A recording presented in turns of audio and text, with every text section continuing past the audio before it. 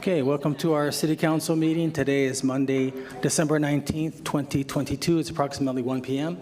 Before we have our Pledge of Allegiance, I'm going to ask if you please rise for a brief moment of silence as we reflect back on the brave men and women of the United States Armed Forces as they protect our interests around the globe, as well as the courageous men and women of the Las Cruces Police Department and the Las Cruces Fire Department as they keep our city safe 24/7, 365.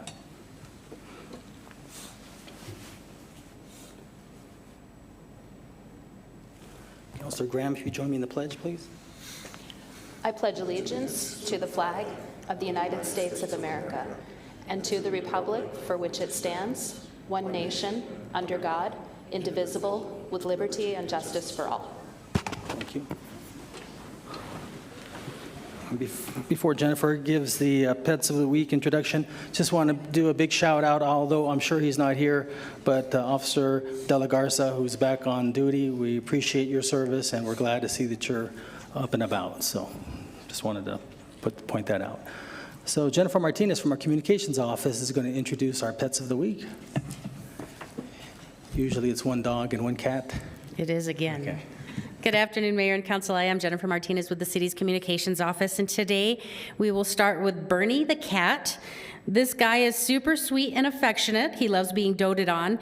He is super handsome too, and I hope my cat Buddy at home is not listening because I tell him he's the most handsome cat in the world. But yes, Bernie is handsome too. Bernie's Christmas wish is to find a forever family that will let him be the prince of the house. If you're looking into adding a new addition to the family, head over to see this boy now. He is certain that he can charm his way into your heart.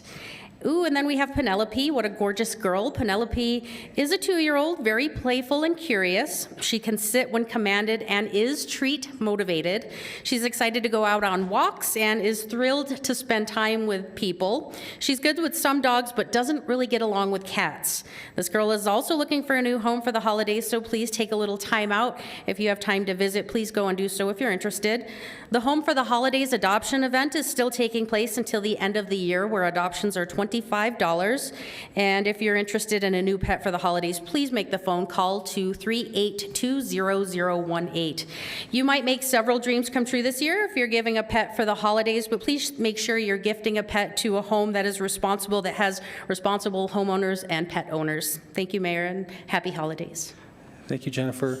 And if a bootleg copy of this video shows up at your cat's door, I didn't do it, okay? So. He watched religiously during the time that we spent at home during COVID, sat on my lap during meetings, so. All right, well, thank you. Thank you. Now we're going to have our Jobs of the Week, and Giselle Palomares from the Workforce Solutions will make that presentation.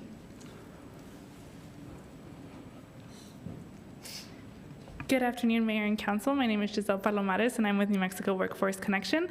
For the jobs of this week, City of Las Cruces is hiring a commercial plumber that pays $20 an hour, open until filled.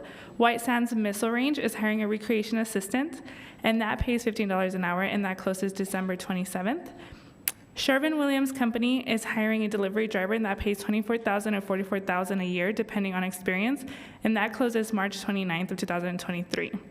Navarro Research and Engineering Incorporation is hiring an administrative assistant, and that pays $26,000 or $40,000 a year, depending on experience, and that closes on March 8th of 2023. And Mesilla Valley Public Housing Authority is hiring a Senior Housing Choice Voucher Specialist, Section 8. That pays $44,000 or $84,000 a year, depending on experience, and that closes January 6th of 2023.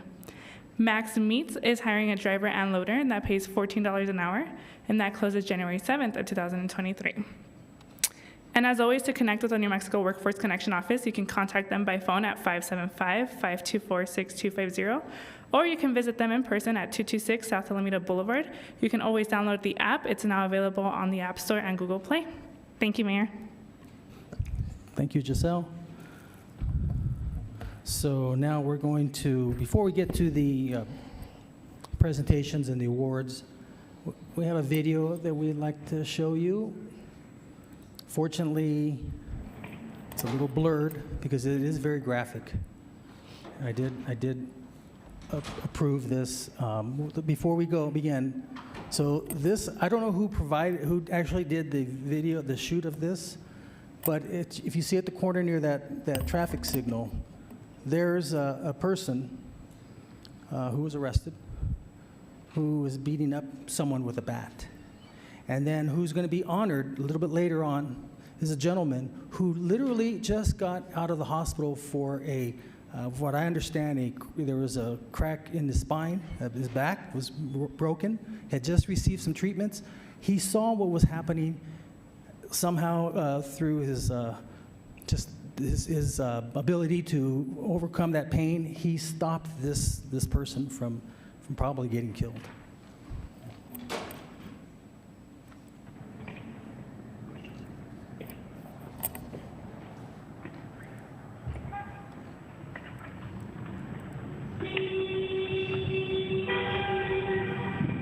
Hey, up and down there.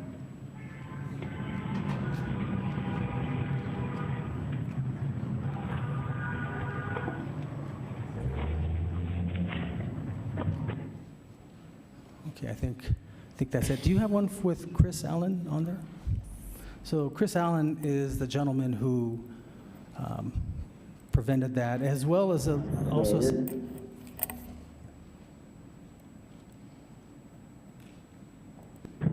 So we're at the corner of Cacho and 17th Street, where there was just a terrible beating of a man.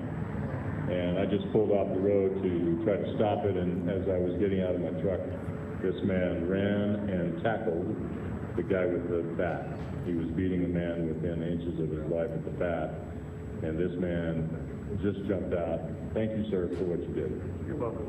I was so glad that I did not have to do what you did. And then I jumped on top of this man who was on top of the guy with the bat. And then the guy with the bat had a friend who got the bat and threatened both of us with the bat if we didn't get off of him. Anyway, they just got here with the ambulance and the police. I just want to say thank you, sir. You're welcome. And you just got through coming from the hospital, Yes. getting injections in your back, Spine injection. spine injections. You Yeah, can tell they're he's doing been a block in my spine. in the Broke block my in his, spine. he has a broken spine. He has a broken spine, and I saw him running at full speed and tackled this man. That was amazing, sir. Thank you.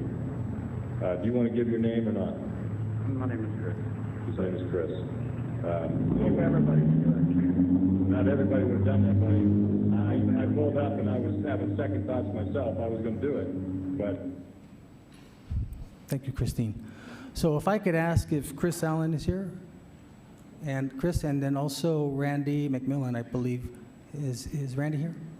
You join us. So Randy also assisted. Chris was primary, and Randy, when he saw what was happening, he also jumped in to help. Chris did probably the majority of it. That's why he's going to get the bigger plaques. You want to join me on my right here? And his employer was aware of him being hurt, so it's not one of those you've seen on the videos where they claim to be on work comp and they really can do all that stuff, but it's all been verified. So Chris, I don't know what to say. Sometimes I know you, especially today. Today's just a different time in all over the United States, all over the world. But you forewent your own pain to see someone who was getting really beaten up, especially with a bat. You could hear, maybe the public couldn't, but you could hear. I've seen the video, and it was just incredible for you to just, without any regard to your own safety, just to stop a fellow human being from getting literally, possibly killed. That was bad. So I have this award I'd like to present to you. It's called the Mayor's Distinguished Service Award. Chris Allen, in recognition of your commitment and dedication helping to make Las Cruces a better community this December 2022. Okay, so this is the Mayor's Distinguished Service Award. Let me give this to you real quick.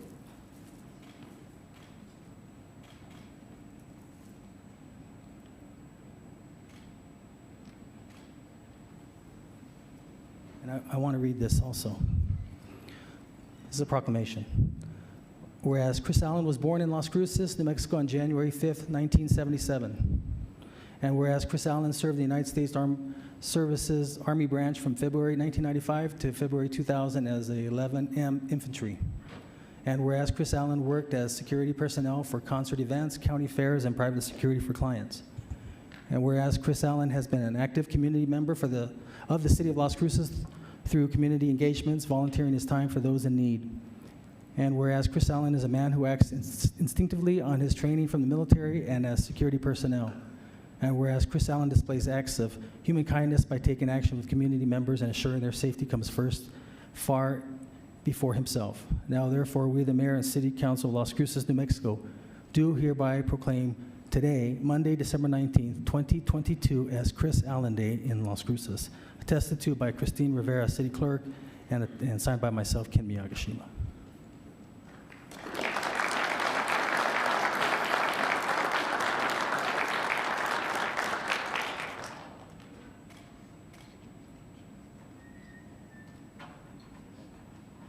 I asked if you want to say a couple words, and obviously you could tell how humble he is, and but thank you again very much. And I've got one here for, tell us really, what did Randy do? I'm just kidding. I know Randy, the same thing goes for you.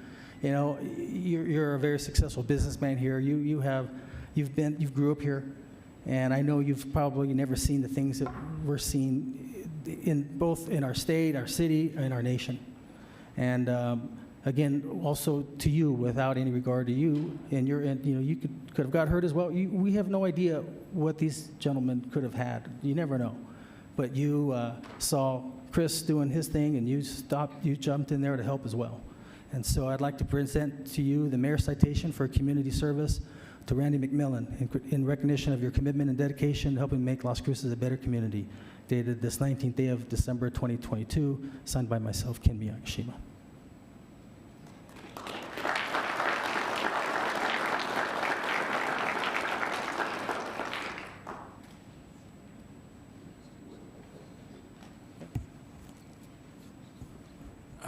I'm a healthy man, and yes, I stopped to help.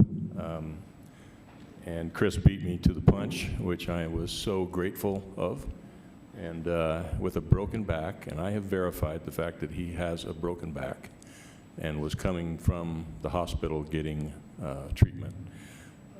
He ran at full speed and tackled this guy, and I jumped on top of both of them and held them on the ground, and the other guy came along with a bat that was helping the other guy and pulled the bat out and threatened both of us that if we didn't get off of his friend, he was going to do to us what they had been doing to this other guy. So we stood up, and Chris's wife came up when the other man had the bat. She should be up here as well. She stepped in, and another man that took the video stepped in, so the four of us were there, and they did not hit anybody else, but none of us had a broken back. And I had serious thoughts about whether or not I would step into this. I would, and I did. But with a broken back, I don't know that I would. And you know, it's a clear picture of the gospel. Greater love hath no man than would give his life for saving someone else. And Chris did that. So anyway, he's not going to talk for himself, so I'm going to talk for him. Thank you, Chris. Yeah. And thanks for that. Chris, again, thank you very much. You know, I often wondered what training you may have had to do that, and you know, of course, we're so thankful for our veterans, but I probably explained that you were infantry, so yeah, I mean, you're used to, that's what you do, so that in concerts. But thank you for being there and for doing what you did. That's a great act of heroism. Thank you.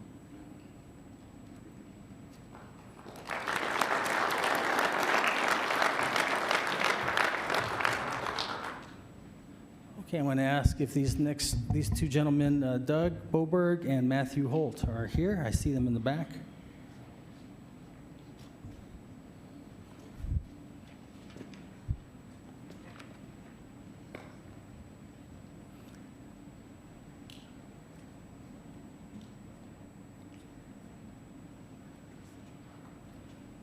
So I have to tell you, For many of you who may or may not know, of course, I've been in public office, fortunately, since 1992. And when I started, shortly thereafter, a few years later, there was a movement with this fellow by the name of Doug Raines and also this gentleman here, Doug Boberg, and then later, a little bit later, Matt Holt, which Matt was he's a big, well, he's semi-retired, but he is a big-time attorney here, had probably one of the largest law firms here in town, and very giving. He helped put those showers and all the other restroom facilities there at Camp Hope. But I wanted to recognize these gentlemen because time and time again, for Just a Child, they want to make sure that people have jackets, people have clothes to wear, especially today, as cold as it's been getting. I often think about those migrants there in El Paso. I mean, it's freezing, it's cold, and but you all do your best to make sure everyone has something to wear here in Las Cruces, here in Doña Ana County.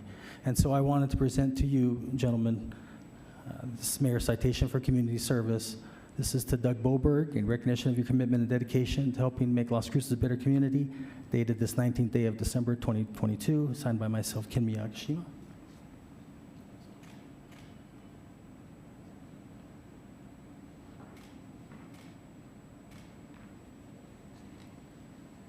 And then also for Matthew Holt, Mayor's Citation for Community Service, presented to Matthew Holt in recognition of your commitment and dedication in helping make Las Cruces a better community, dated this 19th day of December 2022, signed by myself, Ken Miyagishima.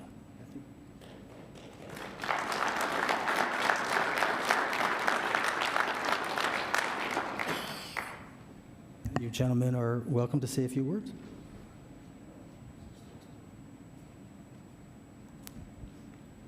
Just a Child has been around since 1984, and as Mayor Miyagishima said, it was started by a gentleman named Doug Raines here in town. Started out with dressing 15 kids that first year. We've grown it up to where it's dressing somewhere in the neighborhood of around 500 children in Doña Ana County every year. We have a tremendous number of volunteers that help us. So on behalf of all of the volunteers that work so hard for Dress a Child, we're proud and honored to accept this award. So thank you very much, Mayor, members of council. We're just very honored to be here. Thank you very much. Thank you, Doug. Thank you, Matthew. You know, today is a good example of why Las Cruces is the best city, not only in the state, but in the whole nation. We have community members such as these gentlemen, Matthew, Doug, Chris, Randy, and others, who go above and beyond what they need to just make sure everybody's okay. So thank you, gentlemen. Thank you for all that you do. And we'll get back with our city council meeting. You guys are welcome to stay. Of course, if you need to go, that's fine. All right, thank you.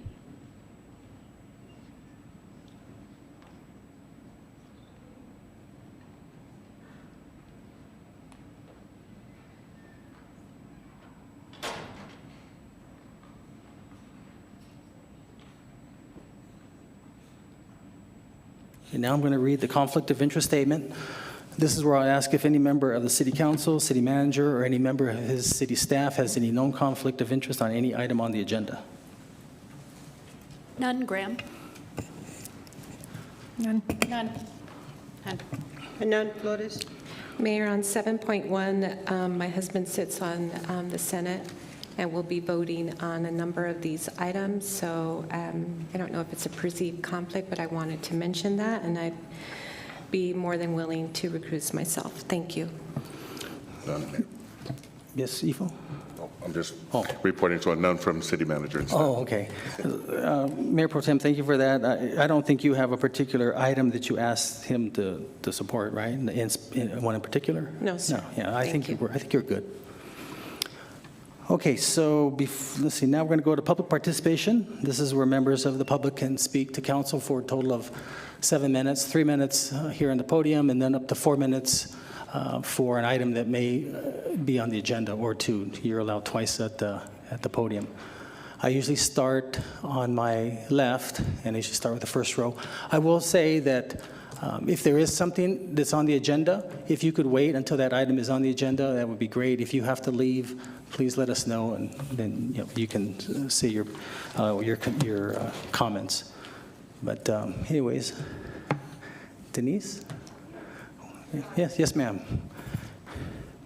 Very iconic figure here in Las Cruces, Denise Chavez. Good afternoon, everyone. Yeah. I just need you to state your name, please. My name is Denise Chavez. I'm an author, bookseller at Casa Camino Real, and I'm here to make a statement about the Trust Building. I grew up in Las Cruces. The Trust Building is home to us. Before we had a community center, we had the Trust Building, built by Mr. Henry Trust, who is considered the Frank Lloyd Wright of the Southwest. This is a major building. And I'd like to address this briefly to Las Cruces. Las Cruces, you are my city, my family, my place of birth, and I want to thank you for giving me life and story, culture, and arts. And I am distressed because vision is being eroded, lost to speculation, what is deemed progress. We're a borderland community, and the preservation of the Trust Building is important. To destroy this building where I went to prom, where the Knights of Columbus had meetings, the Pan American Round Table met, where Reuben Smith's sister Martha was married. Remember, in those days, we had no community center. I'm sure that when Madonna High School from Mesilla Park had our prom there, they donated it for free. Las Cruces has had a history of destroying its historical buildings. St. Genevieve's Church, where I went to school. Las Cruces, where I went to church there at St. Genevieve's. It's hard to imagine this happening to the Trust Building. Do we need more destruction, more loss for a city that prides itself in its history and its people? To imagine that our vision will be eroded by this is unthinkable. Where is our history? Where is our sense of who we are and what came before us? ¿Quién nos parió? Who gave us birth? What is our legacy? And I am asking City Council, the mayor, to reconsider the demolition of this building. It is who we are. It is lo nuestro. It is ours. I have been working for many years to preserve an archetypal collection of events and things, books, that signed copy of Rodolfo Anaya, that signed poster of Cesar Chavez when he came to Las Cruces when no one was there. Bishop Ramirez brought Cesar Chavez here. No one was here. It was a Tuesday afternoon. What are we going to do to house our history, our literature, our art, our culture? Consider the Trust Building as a cultural center. Doesn't have to be mine or anyone else's close to me, but consider this. As someone who knows the cultural history of our frontera, the borderland region, it is imperative to save this building. It is imperative to value lo nuestro. It is of historical significance, a place that is deeply loved and revered by our community. Action must be taken, folks. We must save this building.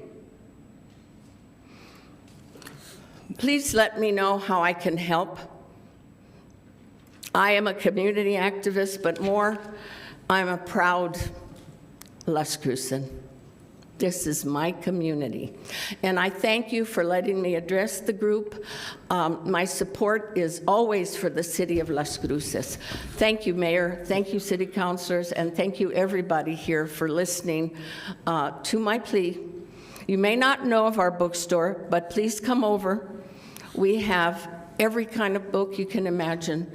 And we also have Café de Olla, Mexican coffee, always ready. So, gracias.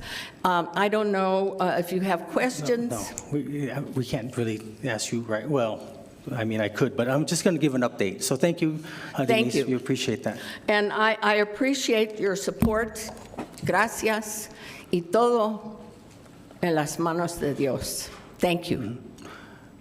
I will give an update in case there's others that want to speak. So Denise, I've been working with the owner as well as Senator Jeff Steinborn. And the senator asked if there was any way we could communicate to the owner if they could have just a little bit more time. He says he needs they're getting some other estimates for moving the building. And I said, well, I don't know, I'll just check. So the owner did agree to give more time. In fact, he said he'll give to the beginning of the year, or the new year. So that's another 2 weeks. Jeff, Senator Steinborn was extremely happy. So I think they're doing their best to see if they can get moved a little bit cheaper, and then they'll communicate to the group, okay? Okay, so that was the first row. Anyone on the second row? Yes, please. Yeah. Haven't seen you in a while, Kevin. Good to see you. It's been a while. Can I show the slides? Have they been cleared by the city? No. Yeah, unfortunately not. I'm sorry. All right. Hello. My name is Kevin Bixby. Hello, Mayor and councilors. Good to see you all, and city staff. I've come to you many times in the past to talk about something related to the environment, but I'm here today as a private citizen. I have a small ask of the city, and that is to add additional signage to Main Street between Bowman and Griggs that informs the public that it is a tow-away zone on Saturdays because of the farmers market. And I wish I could show you my slides, but right now there are only 2 signs, one on either side of the street on Main Street, saying that is a... Kevin, do you have any people in that slide? People? Yeah, the reason why we needed to see it is people. because years ago there was someone who had they were showing innocently some pictures. Little did we know that they had pictures of some undercover police officers. Oh. So that's why after that we've always cleared it. We needed to see what pictures you're showing. So if you're just going to show us some, we're going to take it for granted. We're going to take you upon your word that there's nothing. I vouch for that. Okay. I got the pictures off of Google Maps. So. All right. Okay. But I did not see any people. Okay. All right. Good. So Yeah, can I ahead. show them? Sure. How do I do that? Well, it looks like you can't do it from there. So. Oh, all right. But well, I will paint a word picture for you. Okay. So my daughter came home. My 28-year-old daughter came home from Albuquerque recently, and she's off a big new chapter in her life. She's moved to Florida. But she was staying with us for a few days, and her car was in the shop, so she borrowed our car to go out with some friends for some drinks at the Broken Spoke.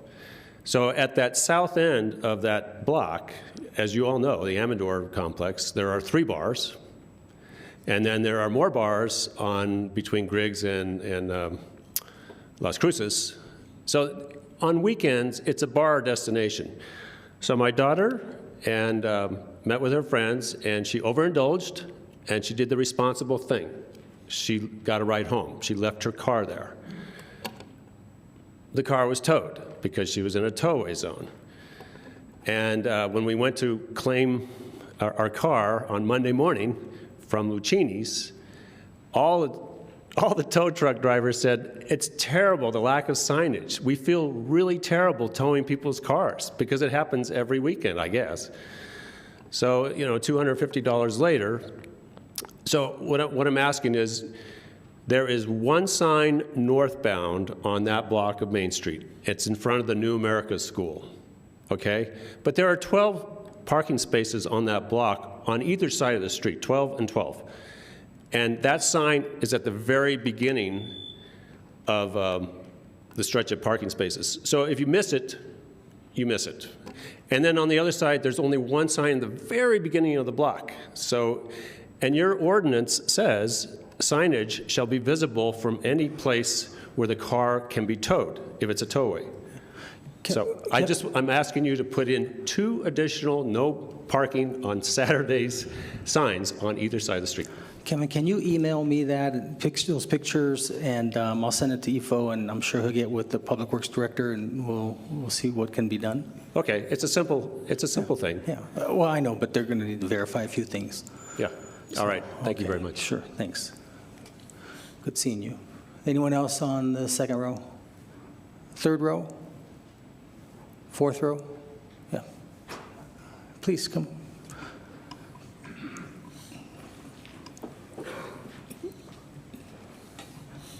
Just need you to state your name, Charles.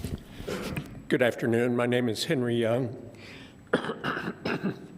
Director of the Gospel Rescue Mission. I'd like to read a statement and then give my request to you.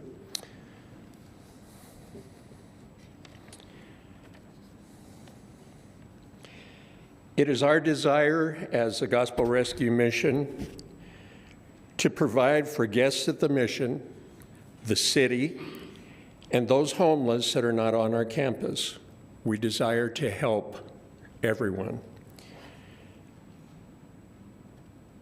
In addition to that, it is my desire to build bridges with the city administration in order to help citizens who have a daily struggle with the homeless in certain neighborhoods. If we are all working together, we can mitigate many of the problem areas. Many of the larger urban areas in our nation are now working with the missions in their cities because missions have a great deal of experience helping the homeless, as well as the cities. These partnerships are proving to be very successful.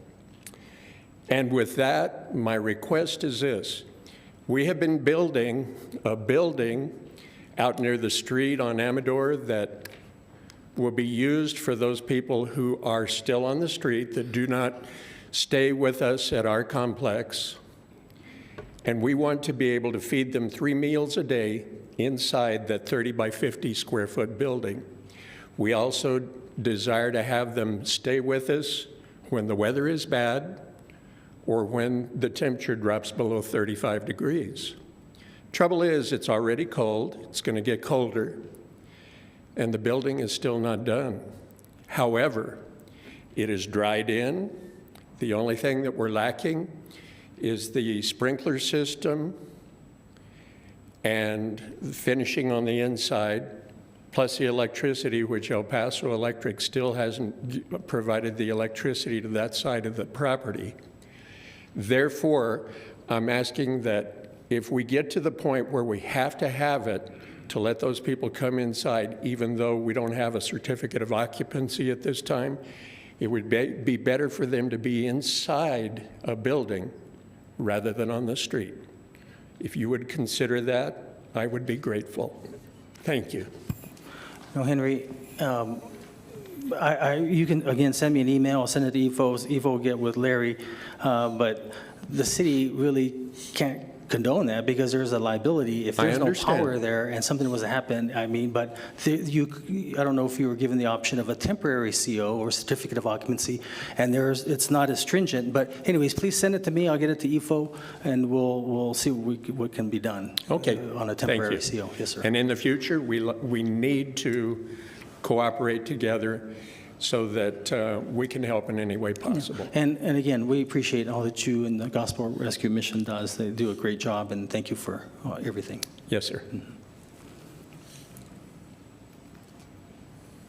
Just need you to state your name, sir. Yeah, greetings, Mr. Mayor and city and staff. My name is Paul Funk. In the 25 years I've lived here, I've only filed 3 police reports, all in the last 6 months. The first concerned a man running down the street with a rock in each hand. I was going to bring one to show it to you, but the policeman at the door wouldn't let me take it in here. So he was chasing a woman jogger, a stranger to him. He also had thrown rocks at a gas station employee, someone, again, whom he had no previous contact. The police responded promptly. Thank you, our police department. When he was arrested, I was asked to testify. The police officer that was taking evidence, including the smashed car window, said that the man had been arrested numerous times and would be on the street again in a few hours. Assault and battery with a deadly weapon are no longer serious enough criminal offenses to keep someone in jail. My most recent traumatic experience concerned a man who tried to break into my home. With the help of a neighbor, we were able to track him until the police arrived. As before, he was arrested. As before, I learned that this person also had been arrested numerous times. Once again, I agreed to testify in court if necessary. Once again, I was assured that he would be on the street in a few hours. Attempted burglary following arrest for actual burglary only a week prior are no longer serious enough criminal offenses to keep someone in jail. I don't understand what has changed, and I don't understand why it has changed, but I can tell you this much. Our city can be a great place for taxpayers to live, or it can be a great place for criminals. But it cannot be both. Thank you. Paul, let me just say, you asked why has it changed. It's a few years back, and amazingly, it was done as a constitutional amendment. It was passed by 84%, and it was basically the bail reform that put a lot more, it was more liberal to allow those that were arrested to be released on their own recognizance. One of the things that I talked about a few weeks ago was not necessarily to overturn it, but to add one more little verbiage to it, because right now it's a flight risk or danger to society. And as earlier you saw a video, even that video that didn't rise to what the legislature put in that language. And so what I was going to suggest is we could add one more wording.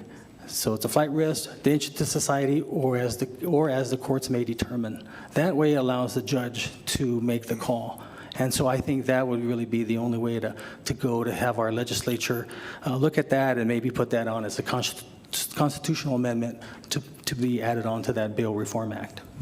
Thank you, Mr. Mayor. And with all due respect and not having any training in the law, I have heard that in Alamogordo they have a habitual offender clause that also gives some teeth to the law to keep people off the streets who are in the habit of committing crime.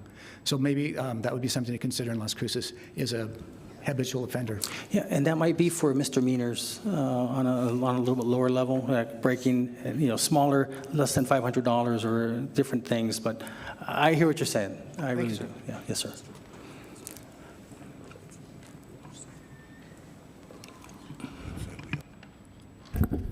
Mayor, City Councilor, Jake Redfern. I'm part owner of a commercial real estate firm in Las Cruces, NAI First Valley. But I'm here today not only as a frustrated business owner, but as a mad constituent and concerned parent of 3 boys who are 14, almost 12, and 9. As one of the owners of the largest firms in Las Cruces, I have witnessed firsthand the sharp rise in property damage, physical violence, and general harassment at our properties. Both our brokers and property managers have taken the brunt of the dramatic increase in break-ins, vandalism, shoplifting, and numerous other vagrant activities. In a recent conversation with Goodwill, they no longer leave their front doors unlocked at their location on Valley. Their employees were subject to constant harassment from local homeless and transients. I think it is a very sad day when an operating business can't leave their doors unlocked during their operating hours. In another instance, in the same area, an individual broke into a vacant suite in a shopping center and cut holes in the walls onto the adjacent spaces where they gained access to the businesses and ransacked their stores. These instances are in addition to the daily calls we get due to the property damage, human feces at properties, harassment by local homeless and transients, and other security concerns. As a concerned parent, I no longer feel like Las Cruces is as safe of a place to raise my children as I once did. I left Las Cruces shortly after college to work on the East Coast. I always had planned to return to raise my family, feeling that Las Cruces was a good-sized city with enough amenities for parents and a good-sized city that was big enough for kids but safe. This is no longer the case. Based off my experience in the last couple of years, I tend to go out with my guard up more now. I am concerned that I have my oldest son driving next year. Well, he will have more freedoms than he has ever had. I'm not concerned with his decision-making processes. I am concerned with our community and the risk of violence, harassment, theft, and other crimes that seem to be growing daily. I hope this body will step up and do something. I attend city council meetings regularly, as some of you know, and watch some online. This issue has been a constant item of public comment for the past year plus. I'm concerned as a constituent with the lack of action being taken by our city. Thank you. Thanks, Jake. So that was 5th row, I believe, or 4th row? 4th row. Anyone in the 5th row? 6th row? Yes, one.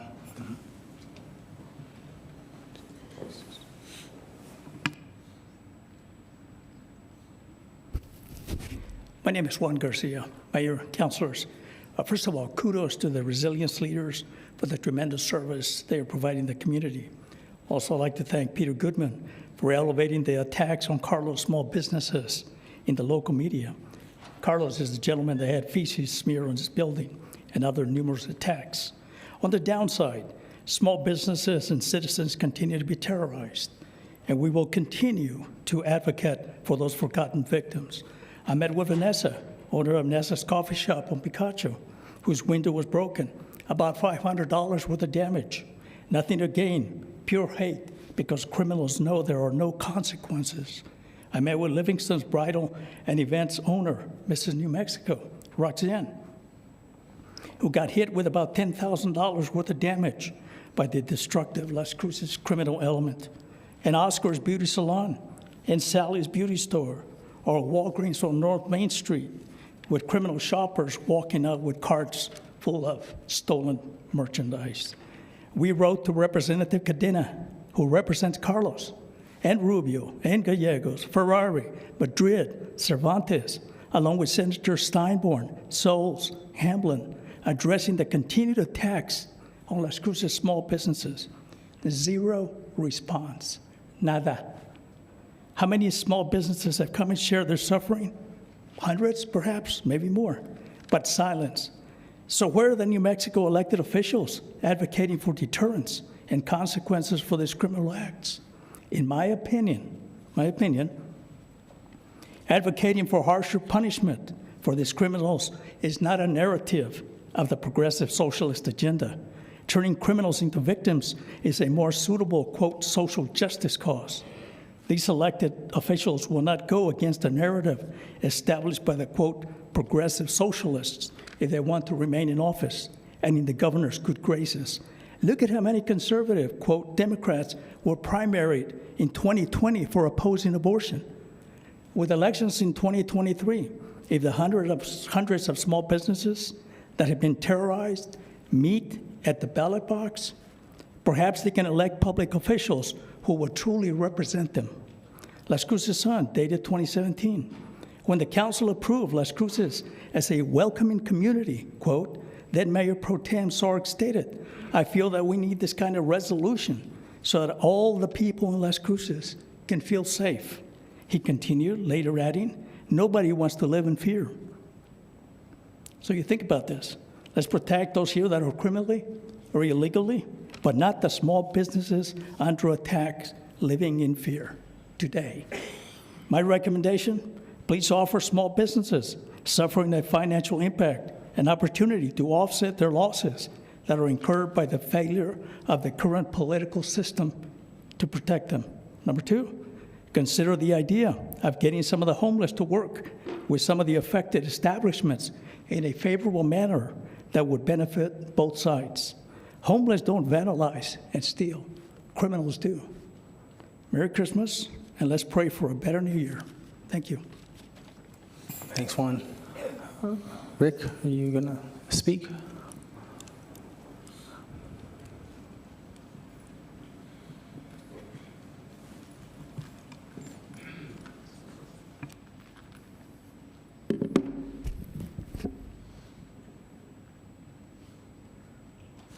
I just had two quick items. Rick, I need you to state your name, please. My name is Rick Renault, lifelong Las Cruces resident. The area where I work on Solano in Missouri is the cause of a lot of the stuff there is Desert Hope Apartments. Now, the county also manages those. They appoint 2 members to the board. So I want to bring them in, as well as mentioning you guys as can someone help fix the situation. And who I wanted to mention today was the press. I sent a letter to the Las Cruces Bulletin, the Las Cruces Sun News, and KRWG. Where are they? I've been here since 1960. I'm an old guy. It's never been this worse in Las Cruces. So where are they? So we'll lump them in with you guys. Now, I have one more thing to say, if I can get my phone on. It's about just a quick comment about what's coming later on. 2 rent-restricted apartment complexes, one in Metro Verde, Peachtree Hills, and one on Farney, El Paseo. The city would be providing up to 15% of the total development cost for these projects. The units will be rent-restricted for 40 years. You guys don't have very much confidence in our city's economy, do you? That's not much of a show of confidence. That's built-in socialism. So anyway, thank you. Thank you. That was 6th row. Anyone else on the 6th row? 7th row?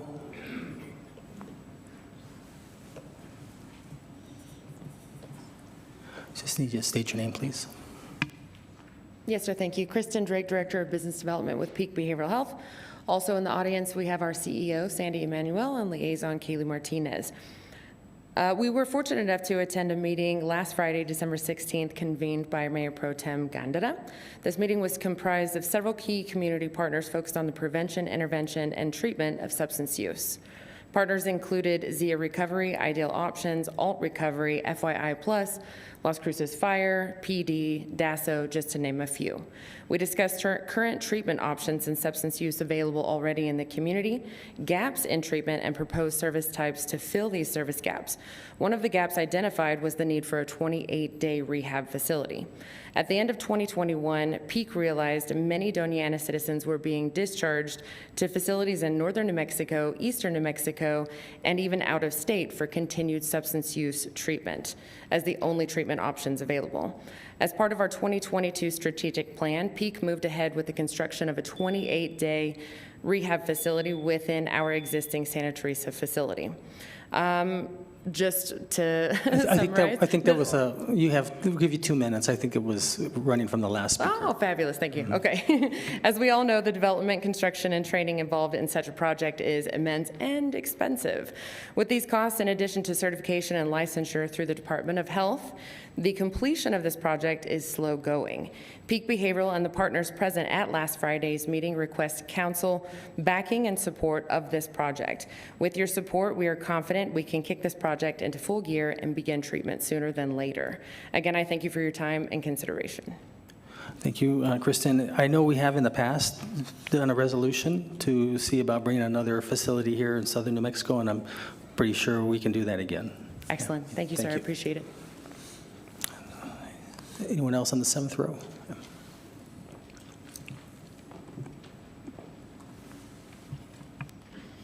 Hi, good afternoon. My name is Athena Huckabee. And good afternoon to the mayor, Mayor Pro Tem, City Council, other city staff.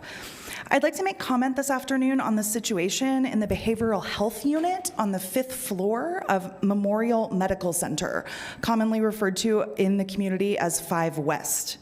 Memorial Medical Center knew in March of this year that 5 West would be without a medical director.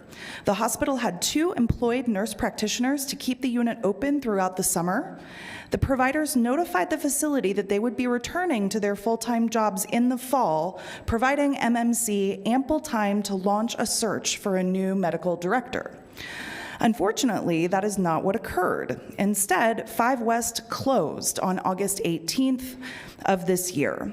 Memorial Medical Center did not provide formal written notice of the closure to the community, nor an explanation, nor a plan to reopen, nor a contingency plan during this closure. The facility did not post a position for a national search until the unit's closure, and also did not post a locum position until this time.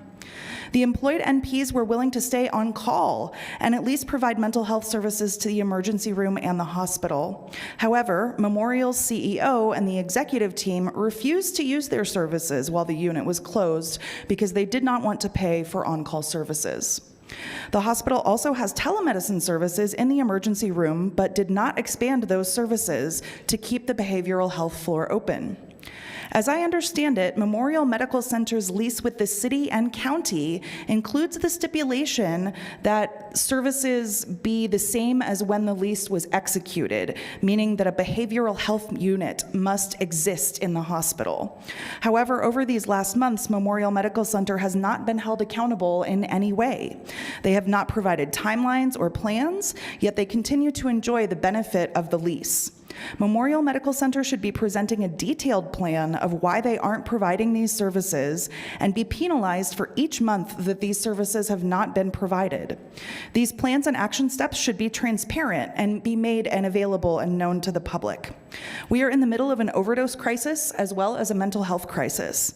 I know that these crises are very important to the city of Las Cruces and to this body to address, and that you're doing many things to address those crises. One way to address these issues, additionally, is to take action on this matter as soon as possible and keep the public informed of the progress. Thank you. Hey, Bina, let me just tell you, I'm confident my colleagues as well, are very supportive of what you just said, making sure that there is the behavioral health. What I'm going to ask you is if you were able to see that in the lease. I've looked for that, and I've been told, and I couldn't find it, that it did not exist when we leased that to them, because I did bring this up to Mr. Harris, and he says, well, you all didn't have that before. So I couldn't find it in the lease. So if you somehow see it or can find it, can you email that to me, please? Because I couldn't find it. Absolutely. I spoke with Doña Ana County Health and Human Services, and they have their attorneys looking at it as well, and did say that they were able to find that clause. If they can find it and send it to me, that would be great. I will work on that. Because I agree with you. And some of my colleagues may not be aware of this, when we did this in 2004, that was the condition. They had to keep at least the minimum what we gave them, or they can also add to it. And I brought that behavioral health up when they did close, like you said, 5 West, and and I couldn't find this. They said we didn't have that when we gave them the lease. So if you can get that information to me, I'd appreciate it. And if you don't have my email address, I can give you my card, or you can check with the city clerk. Absolutely. Okay. I do have your email, so I'm happy to follow up. Okay, great. Thank you. Thank you. Okay, so that was 7th row, I believe. Anyone else on the 7th row?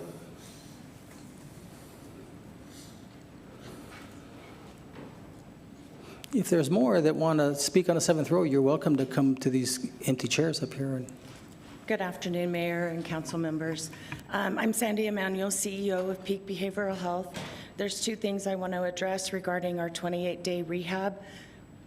My understanding is there's capital outlay for infrastructure, supplies, resources, and that is our request for support related to that. I also want to address Memorial Medical Center and just speak on behalf, I cannot speak on behalf of MMC, but what I can say is there was a reach out to Peak Behavioral for support in providing a medical director, and that is something that we will move forward with, which is also a cost for us related to supporting Memorial Medical Center. We want to do that. We understand their importance to the community.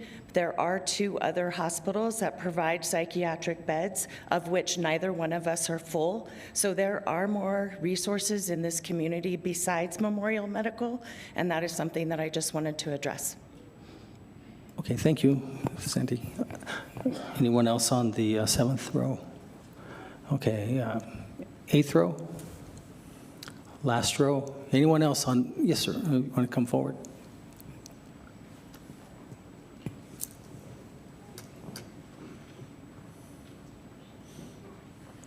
Good afternoon. My name is Jay Hill, and I am a transplant back to what I used to call home. I grew up in Las Cruces. I grew up south of Las Cruces as a farmer. I've had many interactions with many of you, and this has been, without a doubt, the most beautiful and wonderful life that anybody could have. Over the last 5 years, my family and myself moved to the state of Texas to continue in our agriculture expansion.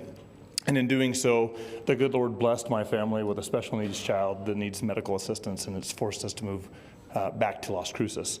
However, I would like to say that I did not get to move home. There is a lot of difference that has happened over the last 5 years.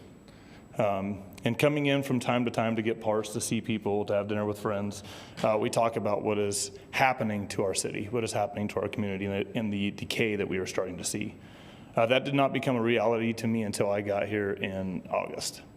To walk into a business and watch people assaulted by a person that is obviously going through a mental health crisis.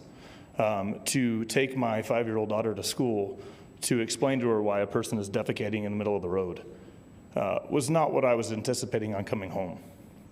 This is something that I am willing to fight for. This is something that I'm willing to stand for and say that our future generations deserve more than what I see today.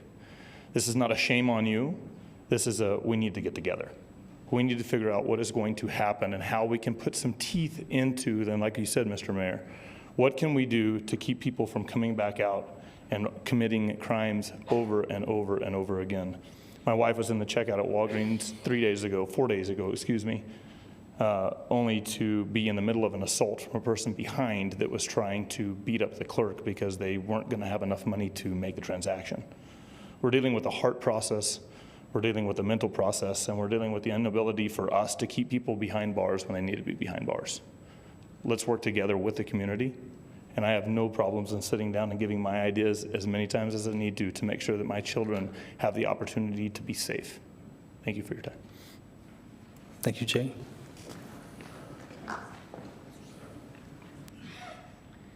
Hello, Mayor and City Council, City staff. My name is Tabitha Granger, and I'm the General Manager for First Valley Management Group. We currently manage over 1 million square feet here in Las Cruces, and I know you guys have all heard the complaints from several business owners in Las Cruces about the homeless. In the past, I've emailed the mayor and met personally with Mayor Pro Tem Gandara. Both the mayor and Ms. Gandara have seen pictures of the devastation that happens because of the homeless. My employees on a daily basis have to deal with urine, human feces, drug needles, and at times homeless people themselves, not to mention cleaning up all the trash they leave on the property. This is a danger to my staff, our tenants, and their customers. We have even had homeless people come up and try to get into the cars of my property managers, literally opening up the doors of the cars. I would be willing to bet that if people were sleeping on your front steps, breaking your windows in your house, or digging through the trash in your yard, and even defecating on your front porch, I doubt you would allow this to happen for long. The homeless issues are getting out of control, and as a property manager of these locations, I'm finding it harder and harder to keep the value of these properties. Keeping the tenants happy, and in turn, the homeless have figured out that they can pretty much do whatever they like and nothing's going to happen to them. I've noticed the homeless are not camping in the city parks, most likely because they're not allowed to. The perception is that the city protects their properties while the business owners have to deal with the issues themselves with little or no help from the police. They're pulling copper wires from our electrical systems in our buildings, turning off the power to tenants to attempt to get around alarms, cutting locks off roof ladders to gain access to the roofs where they can stay up there and destroy HVAC units. They break the tenant's glass, attempting break-ins. They blatantly shoplift from our tenants' stores. We even have roving security patrols at most of our properties, which ends up being excessive because the tenants pay their portion of those costs. For the businesses to stay profitable, they will have to increase their prices, making it more expensive for everybody. One of our properties has to keep a standing guard 10 hours a day due to the leases. It costs $9,000 a month. That's $108,000 a year. One property. The homeless issues are making security companies rich while we all pay the price. This damage is not limited to the El Paseo corridor. It's happening all over the cities at all our properties. So like many other people have come before you in the past about this issue, I'm begging you to do something before our city is ruined beyond repair. Thank you. Thank you, Tabitha.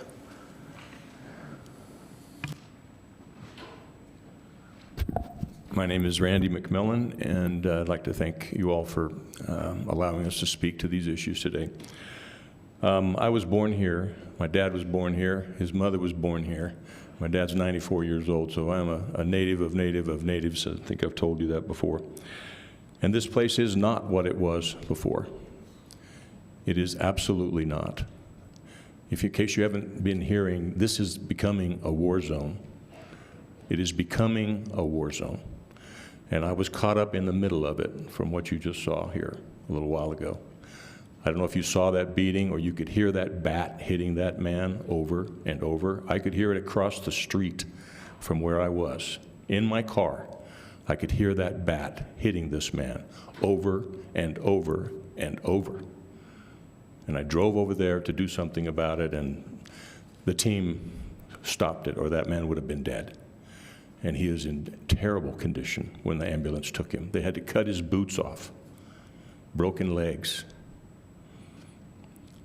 The two guys that did that, this was 2 weeks ago, the two guys that did that, they're out on the streets right now, okay? After they did that, Chris's wife and another man came up. The four of us kept them from continuing to beat us or to beat the man. And it wasn't easy. They went across the street to where they were staying in the hotel, and they kept coming back out. And they would walk back over with threatening us. His friend took up the bat and had it over my head because I was laying on the ground on top of poor Chris with a broken back, on top of the other man trying to control it. And this man who we just saw using this bat has it over my head and over Chris's head. And I told the police officers, I am going to press charges. We all have to start standing up. No one's contacted me. The DA hasn't contacted me. The judge that arraigned this let these two guys out. They're out now. I sleep with a 40 caliber pistol under my pillow because they threatened me over and over and over. They threatened me.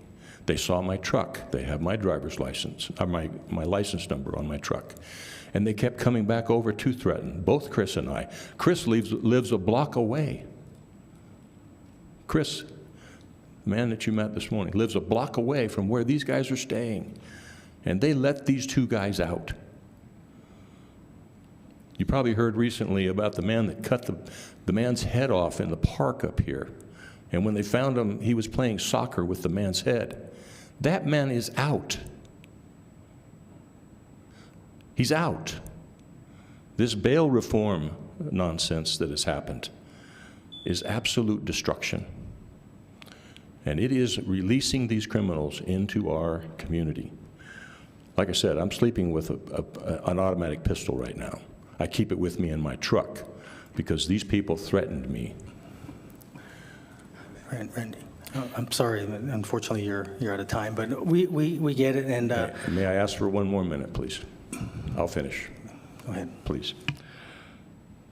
The gift to my employees at the property management company this year, not the gift, they got a healthy bonus, but a gift was personal protection because they need it.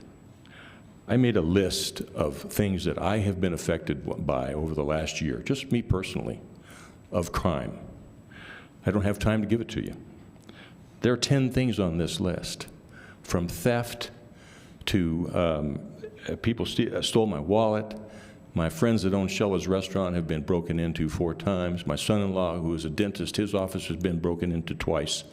We as a management company see this over and over and over.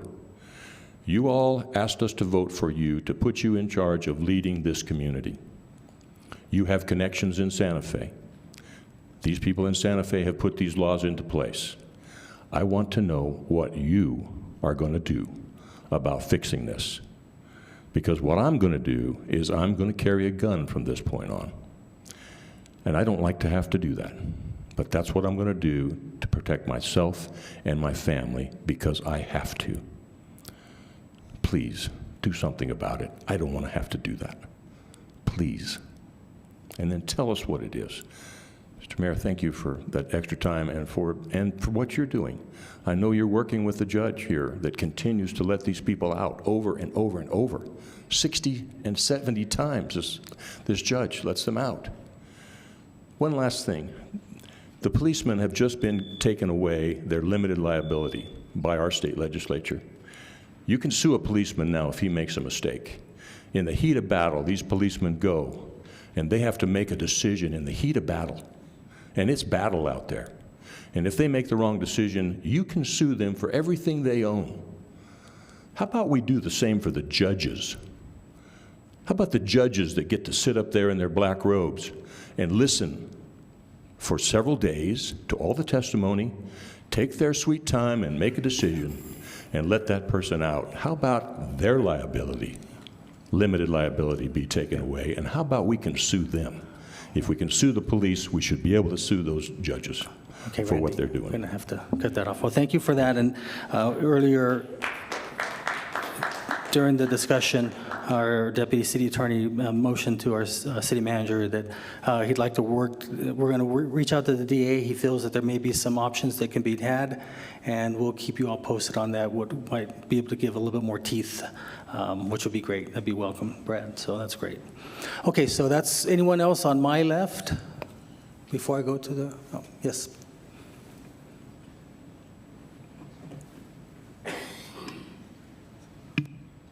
Hello, everyone. everyone. Thank you for... Can you move that microphone down, Yes, please? of course. Is this fine? Is this better? Right? Yes. Awesome. My name is Sara Felicia Ramos. I'm an immigrant from Mexico and also a proud New Mexico State graduate. I chose to live in this city because I love the city, and it's kind of like awkward because you don't have many young professionals, but I still love to live in Las Cruces for as long as I can. Unfortunately, my husband and I have been terrorized. Somebody broke into our home. They took a big rock from our backyard and they just shoved it into our door and completely broke it off. We haven't been able to sleep. We haven't been able to continue with our lives normally. And it really overwhelms me to hear all of these stories because I know I'm not the only one. After a week, we were broken into. These people came back. They drive a better car than I do, a blue Honda, and we have the license plates. We have them on camera. We made a police report. We reported to authorities twice, and we have not received an answer. These people have not been held accountable. It was a group of people. It was at least 3 people that we have on camera, and we have not received an answer from the authorities. Nobody seems like I don't want to say that they don't care, but it just seems like there's so many things going on that my issues don't seem like they matter like other people's. It's very unfortunate what's happening in this city. I've been living here for about 6-7 years. I went to college here, like I said, and I've never felt so vulnerable in a city, especially coming from a country that we know is at war constantly. Like, women cannot walk alone in the streets, and it feels like we ran away from an issue to come to a safe city, but it doesn't feel like that anymore, unfortunately. I just want to speak up because that's what you have to do, right? And I want to thank you all for having these meetings and listening to people because it's really overwhelming, and I just need to know that you guys are doing something because you are the guys who are in power and you guys are the people who have to speak up for us because we're so many of us that are going through things like that and we just need your help, and that's why we're here. Thank you for listening. Sara, I'll be more than happy to, if you don't have my email address, I can give you mine and I can do my best to follow up and see where it's at. Thank you. So I appreciate you can it. either pick it up on my card or you can get it from the city clerk. Thank you. Okay, anyone else on my left? So we go to the right, second row staff, third row. Anyone in the third row? Fourth row? Fifth row? Mr. Roque, haven't seen you in a while. But I still need you to state your name even though I called it out, okay? Mr. Mayor, members of the City Council, my name is Roque Garcia. I'm the CEO for Southwest Counseling Center. And we provide services to approximately 2,000 unduplicated clients per year on psychiatric services, mental health counseling, and all the way to Anthony, to different areas in our community here. But the reason I'm here is Mary White has done some presentations, and we've been working along with Community Service Corp, which she heads up. And we brought this project up to the local collaborative. The local collaborative behavioral health providers voted it as the game-changing project, the project that I'm going to talk about, and as something that we should support. It is what we have, it's called the Los Amigos Project, and it has a 32-bed facility here in Las Cruces that we already own. But we don't have any operations money. This year, we are actually going to the legislature, and we're asking for the legislature to fund $1.834 million the first year, $1.5 million for the next 3 years. Now, during that time, the $343,000 is considered. I'm not sure that it fits the capital outlay because it is for air conditioning, it's for furniture. It is for different things that we need in that facility to get it started. And I was hoping that that would fall into the priority list here, as the providers that we met with on Friday all said that we would support the 28-day facility and our project. It is a very needed project, and it provides services to the mentally ill, something that at this point we're lacking, the substance abuse, and to the substance use, mentally ill. What is the third? Sorry, there's for some reason I blanked out on that. The thing is that we would be providing the services, psychiatric services, to these people living here. It'd be a 15 to 18 month stay, and we really need it in this community. There's many people out there that are mentally ill, that are homeless, as we've all noticed, that we really do need to help. The second portion of what I need to say is we do support the 28-day facility for the Peak. And I also want to mention one last thing is the 5 West really needs to be looked at. It is a community service that we really need to support. Thank you very much, Mr. Mayor. Members. Okay, I have a few questions. So this Los Amigos project, yes, 1.84, who's the organization that is going to be asking the legislature for the money? It's Southwest Counseling Center. We own the facility, and we would be providing the services. Okay. And what we're asking the city is for the $343,000 to put it on your priorities for junior money, whether it's I know that the city has a lot of requests. I know that, but it is crucial. It's important. And that way I cannot have to ask for that amount. Get with me later and see what we can do. Okay, thank you for that and bringing that forward. Thank you. All right, so that was that the 4th, 5th row? Anyone else on the 5th row? 6th row? 7th? Anyone else on my right? Okay, that concludes public participation. Now, before we get a motion a second to accept the agenda, we're going to need to remove 6.4 because it's not quite ready, so we need to have that removed in its entirety. But with that, I'll entertain a motion to accept the agenda. So moved by Flores. Second, Beta. Okay, Councilor Flores, we're going to accept the agenda with item 6.4 being removed? Correct. And the second, Councilor Beta? Yes. All right, it's been moved and second by Councilor Flores and second by Councilor Beta with item 6.4 being removed in its entirety. Christine? This is on the motion to accept the agenda as presented with removal of item 6.4 in its entirety. Councilor Beta? Yes. Councilor Graham? Yes. Councilor Bencomo? Yes. Councilor Cran? Yes. Councilor Flores? Yes. Councilor Gondeta? Yes. Mayor? Yes. Okay, so we go to item 7.1, Resolution 23-073. I need a motion and a second. Move to approve. Second. Councilor Coran motion, second by Councilor Flores, and Cynthia Campos will be presenting.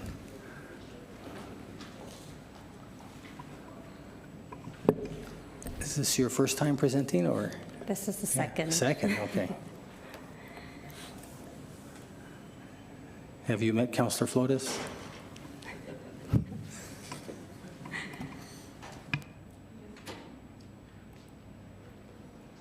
She's a nice lady.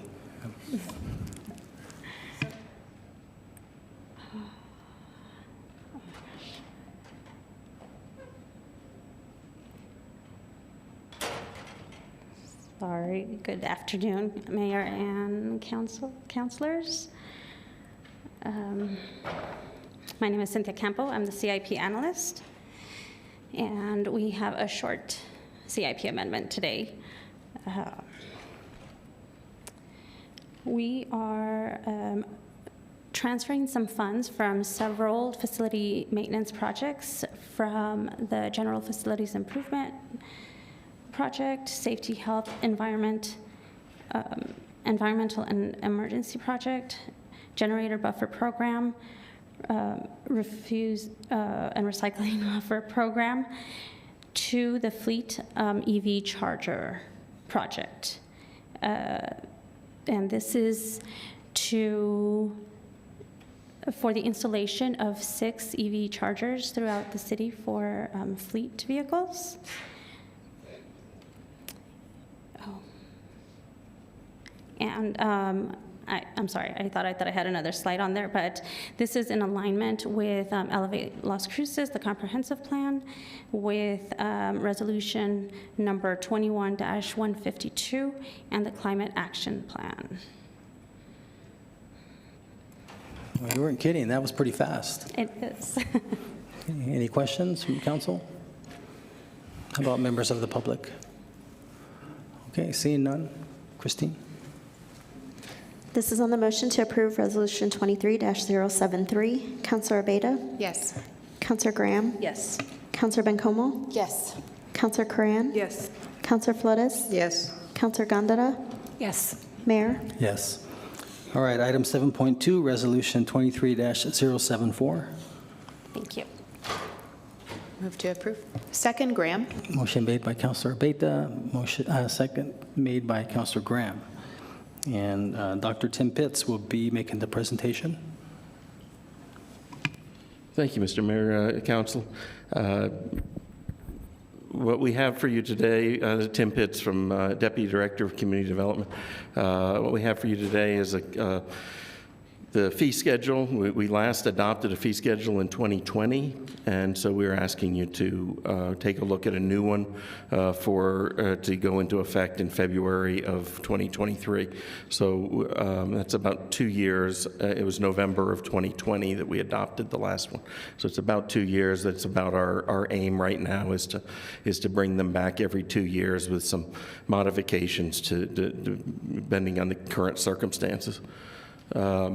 So this resolution will repeal the resolution 21019, which was that 2020 fee schedule, and adopt this 2023 schedule. We, based on our analysis of the budget and our expenses, we do not recommend an across-the-board increase to fees at this point in time. In fact, almost all the fees stay the same. What we did is make a few changes to simplify fees. We were having a little bit of a problem, for instance, with some mechanical fees and some plumbing fees because they were people didn't know what they were supposed to be putting on. It was on the building permit, but the plumber didn't necessarily know what he was supposed to be indicating. So what we said is, let's just go to flat fees on almost all of our trades. And so in some cases, they went up, the fees would have gone up, and in some cases down, but on average, they stay the same. And then we did increase a few fees, primarily inspection fees and things that are only charged when someone is not, how do we want to say this, is not abiding by the rules. So usually we only charge re-inspection fees. We don't charge, if we go in and we do an inspection on a building and they have corrections, that's not a re-inspection fee for us to come back. They correct it, we come back, okay, you're good. The re-inspection fee is when they call in an inspection and they're not ready. When they call in an inspection and we get out there and they still haven't fixed what they were told to fix last time. It's things like that. It's really, it's not for mistakes, it's for intentional. We're not correcting the things that are supposed to be corrected. So I'll kind of go through, so yeah, we made the trade fees clearer and simpler, and then we introduced, and I'm kind of proud of this one, we have introduced lower fees for affordable housing projects, so that maybe we can save a little bit of money in our affordable housing program. But anybody that comes in with an affordable housing program can get their fees at well under half price. So just to go through some of the major changes, one of the things, and this isn't really a part of this resolution, although it's in the document, but I did want to mention it to you. So I think most of you are aware that our Wednesday afternoon cannabis pre-application meeting is very successful. We have gotten good reviews from across the state that we have one of the strongest programs in support of that industry.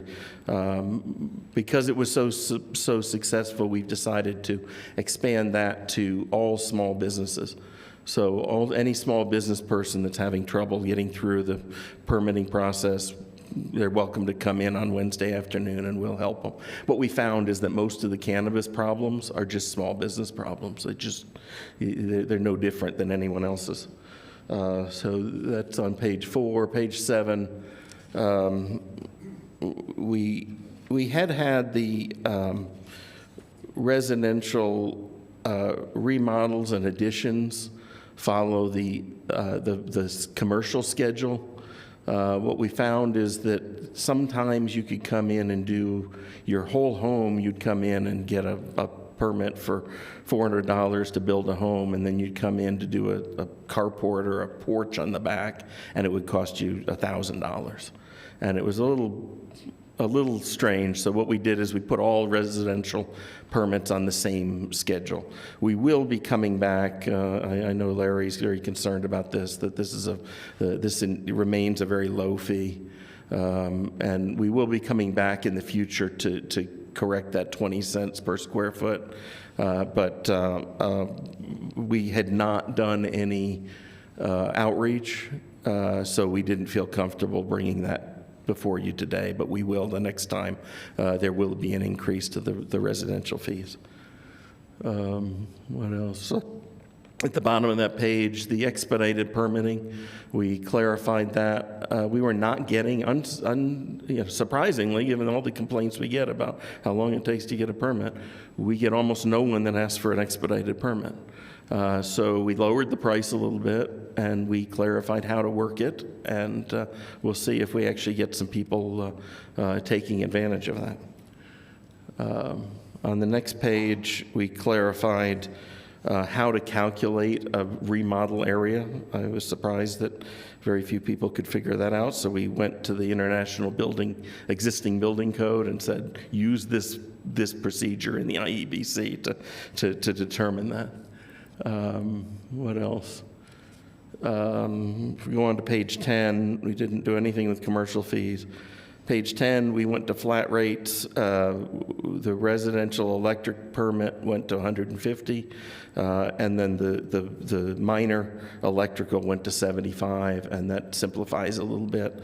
And then you'll see your $65 for the affordable housing projects. Commercial fee on the electrical stayed the same.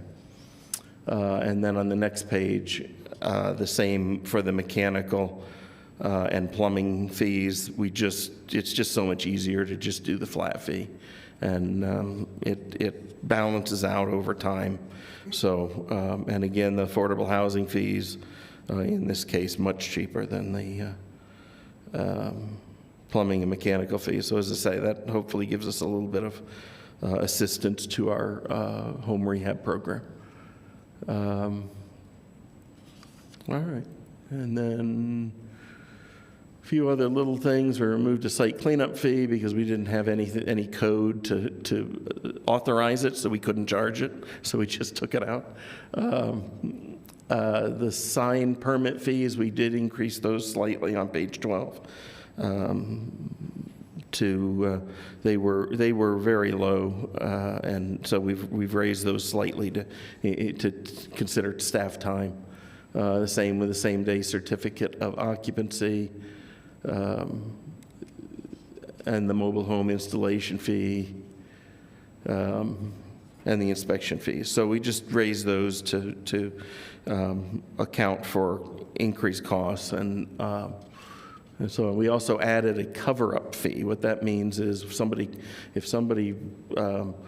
is finishing let's say they're doing they're putting their framing in, and then they've put in their plumbing and electrical work behind the wall, and then they put up their drywall. That's what we call a cover-up. Or if you're doing a yard line for a sewer system or a water system, and you cover it up, and so we come out and say, well, we have to look at it. We're going to charge $120 for that, and then they have to come up with some way of showing us that it meets code. We are having a very big problem with that, and so we're looking to reduce the amount of cover-up that gets done. Remove traffic control fees, because that's not CDs, that's Public Works, so if they're going to charge them, they should have that. And then the last two things on the last page that we added was in the historic preservation. We added a demo without getting proper approvals, a $2,000 per building fee, and then a short-term rental fee of $50 per location. We are already registering short-term rentals, but this is just a fee to allow us to recover costs. And that's all our changes, relatively minor in scope, but if you have any questions, I'm happy to answer them. Looks like we have Councilor Graham, Bencomo, and Flores. Thank you, Mayor. And this isn't directed at community development personally, just in the future, if it'd be possible to get red line versions of anything where changes are being proposed or suggested, just so when I'm doing my preparatory reading, the presentations are great, but I'd love to know in advance. So that's just a general request for anyone changing things. Thank you, Mayor. Thank you. Councilor Bencomo. Thanks, Mayor. Yes, totally agree with that, Councilor Graham. Just one last question. The question on the last point, Dr. Pitts, is the short-term rentals. Can you say more about that? Can you give examples of what that is? So short-term rentals, thank you, Mr. Mayor, Councilor Bencomo. The short-term rentals are the Airbnbs and other things that are registered through online services. And several years ago, it was decided by the legislature that we had the ability to regulate those. It was determined that those are subject to lodger's tax, because under the express reading of the ordinance on lodger's tax, they should be paying lodger's tax. So the only way for us to tax them is to know who they are. And so we have created a program through Visit Las Cruces to register them. And so the question is, are we going to charge them a fee to register and then pay lodger's tax? Or are we just going to register them and pay lodger's tax? And staff's position was that we should be charging them a fee to register because there's some work involved and staff time and so on. How did you come up with the fee?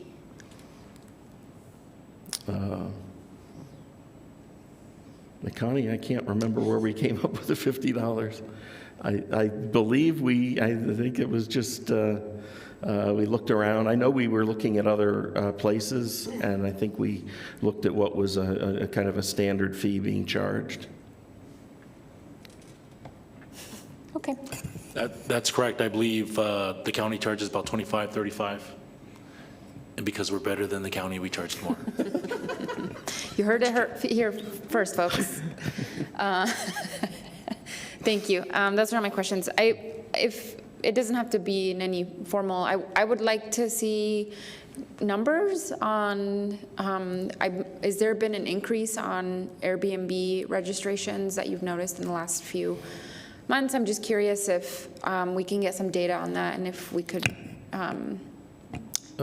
see any patterns out of that. Mr. Mayor, Councilor Bencomo, I know Visit Las Cruces has looked into that, and so, here's Rochelle to help us.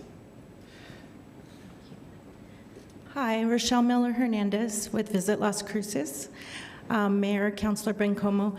Yes, we've seen a significant increase actually when we first started looking at the services, or the Airbnbs out there, or the short-term rentals, right before we initiated the change for lodgers tax, we had about 100, and we have nearly 400 now. Wow. So it has increased. As part of this effort, as you know, lodgers tax is a self-reporting tax, but we are contracting with Granicus and through their host compliance program, and they'll be monitoring short-term rentals in our area, and through their metrics, they're able to tell if you, in most probability, did rent your unit, and then we will match it with our records to see if they're paying their taxes. Okay. This was something we initiated before the pandemic, but then, of course, everything shut down, so. Okay, that's helpful, thank you. Yeah, if that information could get sent to us every once Sure. in a while, I think that would be helpful. I think given the current housing crisis we're experiencing, I'd be interested to know more about some of these short-term rentals. Thank you. course. Thanks, Thank Mayor. you. Okay, thank you. We have Councilor Flores, Gondara, and then Coran. Yes. She wants to jump My in. question is actually about short-term rentals too, so I don't know if it's, sorry, I just wanted to follow up. Sorry, thank you again for the presentation and for this, but my question was related to short-term rentals.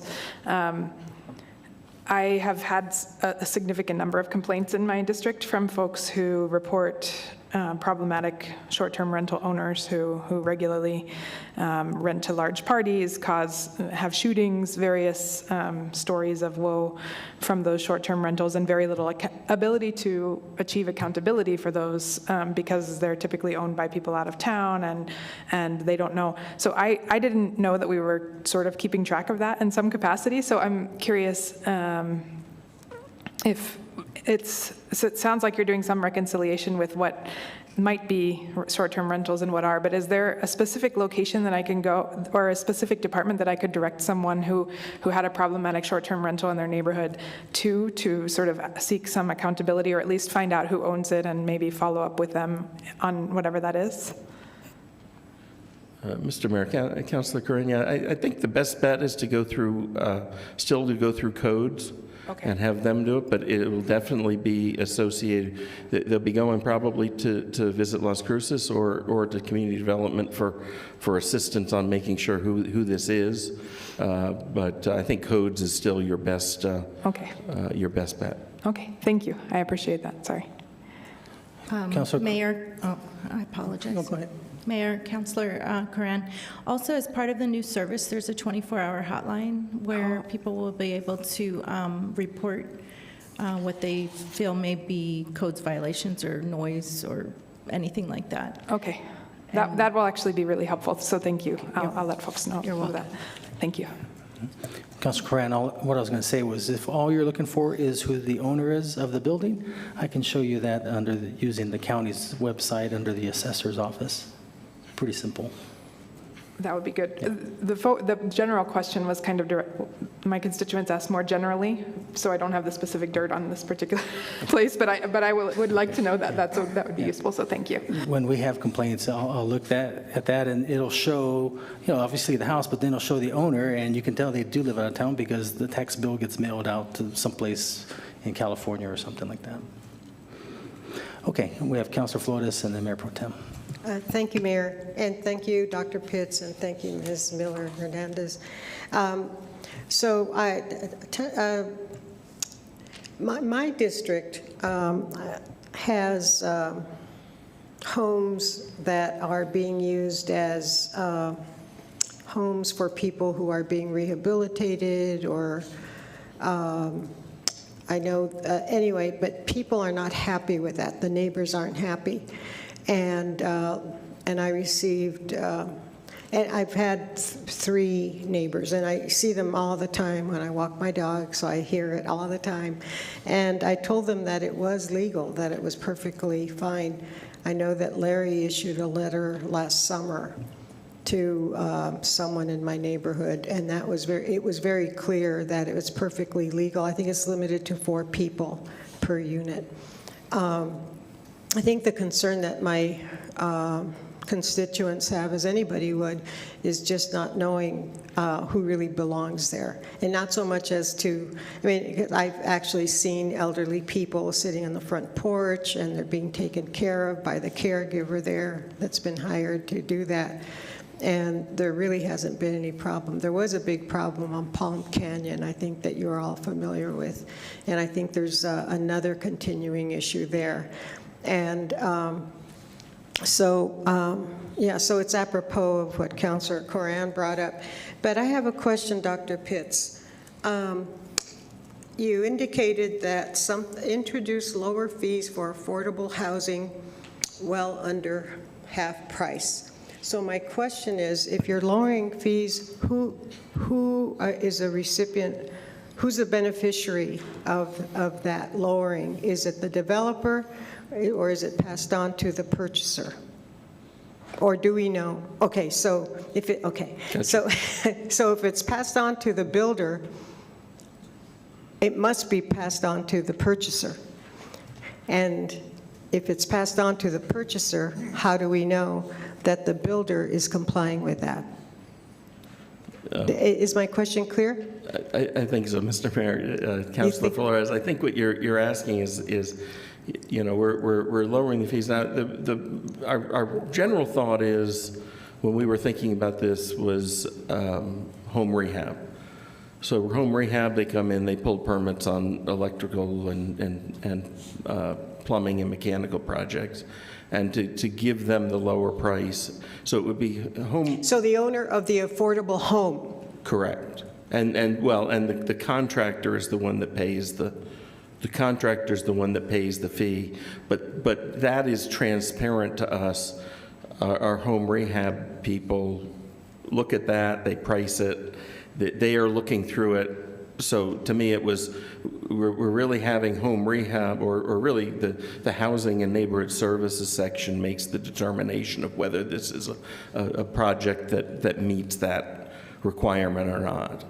Because it's affordable housing, it is not workforce housing, it is not attainable housing, it's not, you know, it's affordable, meaning that it is low mod. Am I correct, Natalie? Is it low mod? Still doesn't ask my question. Good afternoon, Mr. Mayor, Councilor Flores. So if community development is going to work with housing and neighborhood services on the implementation of the fee reduction, we will ensure that either the purchaser receives credit at the closing table or through our home rehab, because the city provides the funding for the loan, that the homeowner, that those fees would be applied to the final loan. So we can, if the verification process means that the fee reduction is coming through in conjunction with staff to verify, we can ensure that that's... So the city is involved with the closing papers? In some instances, when we do provide impact fee waivers or funding for construction, we ensure that those cost savings are passed on to the homeowner at the closing table. When it's a funded or sponsored project through the Housing and Neighborhood Services section. Great, thank you so much. We'll work with community development on the implementation of that piece. Oh, great. Thank you, Ms. Green. Dr. Pitts. Excuse me, and that was Natalie Green that gave that testimony. Yes, that was Natalie Green. Thank you, Ms. Green. So Tim, so thank you for your non-answer, and thank you for getting, just kidding. I always give you a bad time, Tim. But thank you, Dr. Pitts. My other question is, so you have fast track service for someone who wants to pay the extra money, correct? Correct. Whatever that fee is, $50, $100, whatever. So what happens to the mensch who's been waiting? And so someone comes up and kind of gets ahead of the line. So doesn't that create more of a problem for people who have already been waiting? Thank you, Mr. Mayor. Councilor Flores, I understand your point, and you're correct. But we do not, what we do is we offer this as overtime for our staff to review. Oh, I see. So they are doing it outside of business Outside of the hours. regular lineup? Yes. Oh. And so that $1,000 is really just to pay our staff to do their thing. It's not, we don't get anything extra out of it. It's just to give our staff that extra money so that it expedites it for them. So it costs $1,000 for a builder on one house to expedite the licensing process or the building process, which then has to be submitted for licensing. Mr. Mayor, Councilor Flores, you wouldn't do this on a house. A house already has a 3-day review at most. There's no purpose to expedite a home. It's almost always a large commercial. I give you a perfect example. Yes, I understand. It's a large commercial development that it goes Randy, to. He was here, but he left. He's left. Okay, well, Randy did it. And it was, he had red chilies on the vine. They were about to start dehydrating, and he makes fresh red chili salsa. And so he's trying to pick them, and he didn't have his building finished, so we did this expedited process and got him.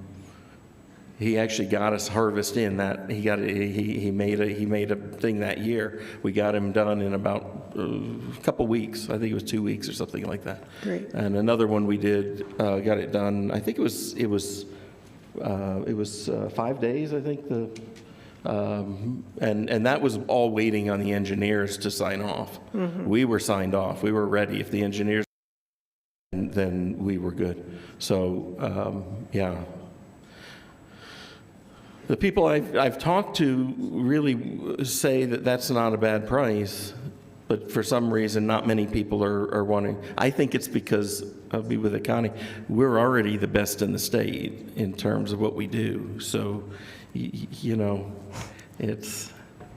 Really, is that an objective fact, that we're the best?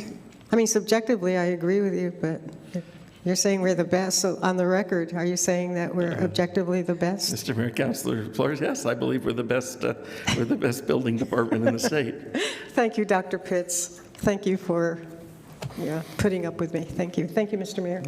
Thank you, Counselor. But I thought you were a proponent of Fast Pass. You tell me when you go to Disneyland, you always buy Fast Pass. And I don't go to Disneyland anymore. You never do it any other way. Yeah. I don't know. Disneyland, when I was a kid, it used to be free, so there was no Fast Pass. It used to be free to get into Disneyland, believe it or not. That was... The only thing you couldn't do was... I thought it was like $1. So no, not even $1. Yours was even before that? That was back in 19-something. And... Walt Disney was just a kid. Walt Disney was old enough to, but, or maybe grandfather, but it was free, and the only thing you couldn't do was take in your own food. You had to buy their concession food. It was free. Thank you. I think they were just telling you that. You just snuck in, so I'm just messing with you. Mayor Pro Tem. Thank you, Mayor. Thank you, Dr. Pitts. Could you turn to slide 5, please? I was a little concerned about this slide and some of the removal of the cleanup fee and the reasons why. And can you give me an instance when that happens? And I would think it must not happen enough, or that it's worth doing a putting together a code, Dr. Pitts? Just concerned. We have a lot of that kind of remedial work or work to clean up, and I would assume that causes issues, environmental issues and such. So I'm concerned about that. Mr. Mayor, Mayor Pro Tem Gondra, that's why we introduced it in the first place, is that I was concerned about that, and the problem is we couldn't use it. We couldn't use it because we didn't have a code to justify it. So just because we had a fee, that we don't go in and clean up sites. We regulate them, and so we go and we take them to court. And we didn't have a way of doing that. We've been working on ideas of how to do that for years, and just right now haven't come up with a great way. I hope to bring something back in the coming years, maybe in the next year or so. We're just hiring a new environmental compliance officer, and so hopefully when that person gets on board, we can come back with something that works. But I think our code enforcement process on these sorts of things really needs some teeth. And right now, we don't really have the teeth, and this one wasn't providing us any. I'm happy to put it back in the minute we have the ability to enforce it. But we couldn't figure out how to enforce it. We didn't have anyone to clean it up. We didn't have, it's been a problem. But I definitely agree with you. I didn't take it out because I thought it wasn't helpful. I took it out because I didn't think that it was something we could enforce we could charge right now. So who's the onus on? The person the commercial, the residential, someone who will dump, and you don't know who that person is. I mean, and then you might do an investigation. I guess I'm very concerned about this. I don't think we should have a code, and maybe we need to work on that, like, immediately. I do get complaints about this sort of thing, particularly on job sites. For example, I'll say all that, the site over off of Avenida de Mesilla with that hotel, it's all torn down, but it's just sitting there, and it's been sitting for quite a while, and I would think codes needs to go out there. I'm concerned about not having a code. We should get a code. Isn't that what Realize Las Cruces is doing too? And so concerned about that, and I won't belabor the issue. I'm just concerned, and we get a lot of these complaints, and I'm just trying to understand this piece of it. The next one is the one that I wrote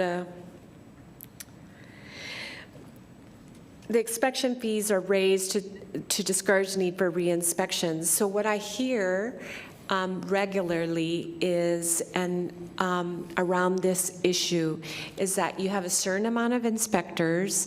Maybe one inspector goes out, and then closer to the end, another inspector goes out, and there's all this debate about, nope, I want you to move it. That example you gave have been issues and concerns because we don't have the same inspector inspecting the same project because there's just so many, and you might be overloaded. And so is that still happening? And I would think that if we raise the inspection, I would like to see an FTE come out of it so that we can help build the number of inspectors that you have at community development.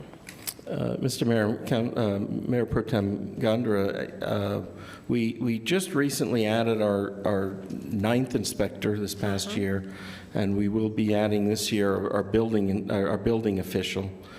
So that'll give us 11 people in that section able to do plan review and inspections. And so at this point, we think we are right-sized for inspection, but that's adding 3 positions in the past 3 years. Yes. So that's not nothing. That's a pretty large increase that we've had in that section. So I understand your concern. In 2019, the city received slightly above $1.1 million in community development block grant funding through the CARES Act. Over $607,000 was awarded to the New Mexico Mortgage Finance Authority to provide rental assistance to residents of the city of Las Cruces. Since then, the New Mexico Mortgage Finance Authority had a change in programming, and over $107,000 were left unspent. Staff proposes that the unspent funding be split evenly between 2 agencies, Casa de Peregrinos and Mesilla Valley Community of Hope. The directive from the Housing and Urban Development for CDBG-CV is to prevent, prepare for, and respond to coronavirus and the programs that these two agencies operate are still listed as recommended programming in the CDBG CV toolkit. The eligible public services are listed as emergency grant payments, housing, counseling, food banks, and personal protective equipment. This proposed amendment was advertised in accordance with the CARES Act waiver and with the Citizens Participation Plan.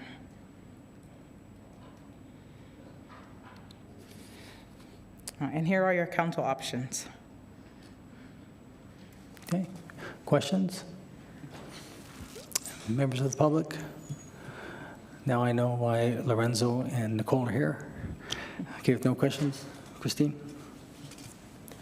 This is on the motion to approve Resolution 23-075. Counselor Abeyta? Yes.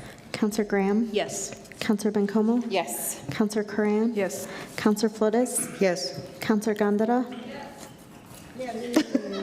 Thank you. I got it. Mayor? Yes. Okay, next item, 7.4, Resolution 23-076. Move to approve. Second, Graham. Motion made by Counselor Abeyta, second by Counselor Graham, and Natalie Green will be presenting. Good afternoon, Mr. Mayor, members of council. Natalie Green with Housing and Neighborhood Services for the record. The resolution before you today is the approval of the draft home ARP allocation plan, which will be a substantial amendment to the PY21 action plan as part of the 21 to 25 5-year consolidated plan and a corresponding budget adjustment. Just a little background, the city was notified by the U.S. Department of Housing and Urban Development that we are eligible to receive just under $1.8 million in American Rescue Plan Act funds through the Home Investment Partnership Program. These funds were allocated to participating jurisdictions as part who were eligible for home formula allocations in PY 2021. By statute, it's limited to 4 very specific activities for the purpose of reducing homelessness to qualifying populations. Those activities are affordable rental housing, tenant-based rental assistance, supportive services as defined through the continuum of care, non-congregate shelter, and then program administration. In order to have these funds available for city use, we must submit a home ARP allocation no later than March 2023. The qualifying populations are also stipulated by regulations. The first is literally homeless definition under the McKinney-Vento Act, specifically sections 1, 2, 3, and 4, or 1, 2, and 3. 4 is not included because it has its own revised definition.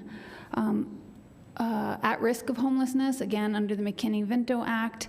And then the third qualifying population are those trying to flee domestic violence. This is that revised definition under number 4. They've added human trafficking, and then they removed some barriers that were on the first definition to make it easier to access. And then there's the other category. The way to use this funding in this specific category is it has to prevent the family's homelessness or serve those with the greatest risk of housing instability. And then there's some statutory definitions for those as well. They did put veterans who qualify under the 4 qualifying populations, so they're not called out as a separate. Veterans are allowed to be served, but they have to meet the preceding 4 definitions. There was a statutory consultation process that was also called out. Staff needed to consult at minimum with the continuum of care for the balance of state, homeless and domestic violence service providers, the local housing authority, and agencies that address qualifying population needs. And so through our consultant, Crescendo Consulting Group, we did both qualitative and quantitative research. We had a number of one-on-one interviews with those providers serving qualifying populations. We had 3 initial input meetings and focus groups that were held at City Hall, the community room at Desert Hope, and the resource room at Mesilla Valley Community Hope. We also had a robust service a community survey, and we got over 1,000 respondents. Many of those comments, I believe, were passed out to the council. The comments didn't quite translate in the packet. And then if for some reason you don't have those comments, I'll make sure you get them. There was also a secondary data collection through our annual point in time count, and then the comprehensive housing affordability strategy data.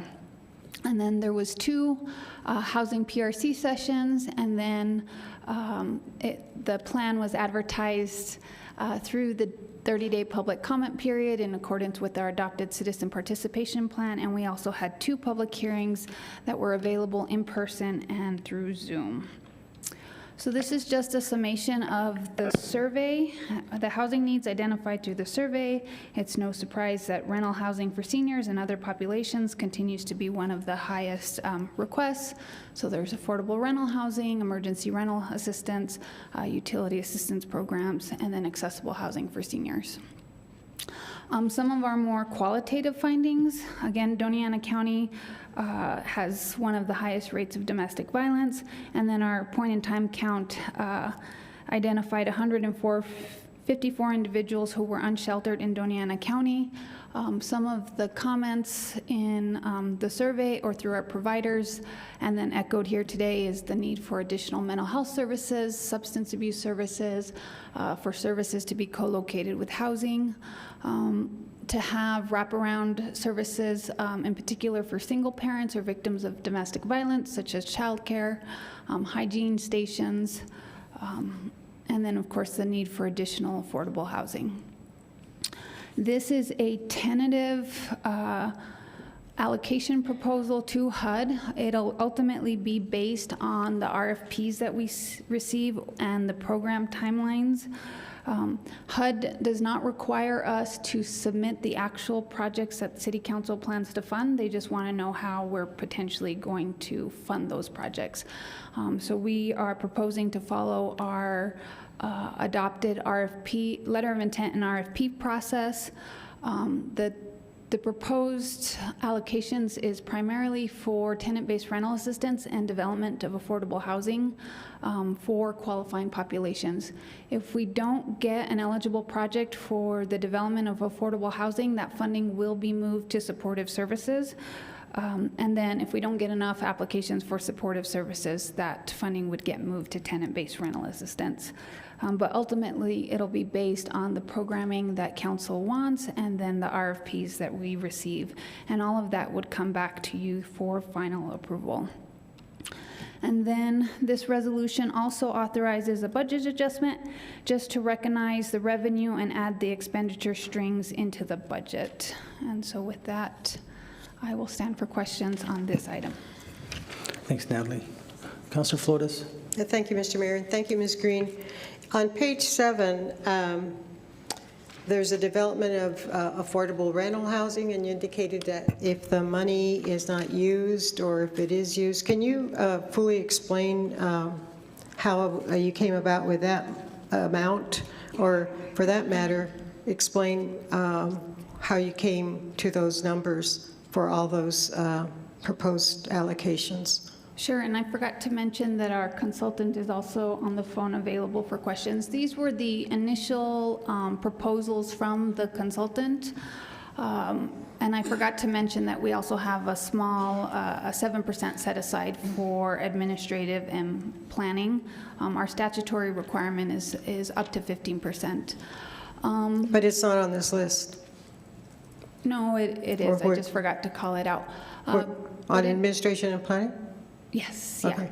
Yeah. And it'd be 15% of the 128,000? We could go up to 50%. We're proposing to go at about 7%, so we'll only take about 128,000.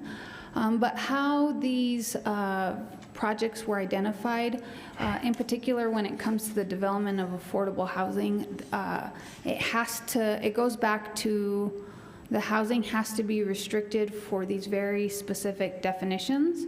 So if we were to look at an affordable housing development project, we want to make sure that the project is not fully funded by this type of funding, so we can have some flexibility in the types of population that are housed within that complex. And then many times when we serve people experiencing homelessness or low-income populations, they have access to other types of voucher programs. So we want to make sure that we're not excluding those populations when we're funding these type of projects. Now, there is a timeline on ARPA projects, so there's a specific date by which we have to expend the project funding. So if a development project does not present itself and could not be completed within the deadline time, we don't want to lose the money, so we want to make sure. So what is the deadline time? So a project would need to be committed by 2024, and then all the funding would need to be completed by 2026. Okay. But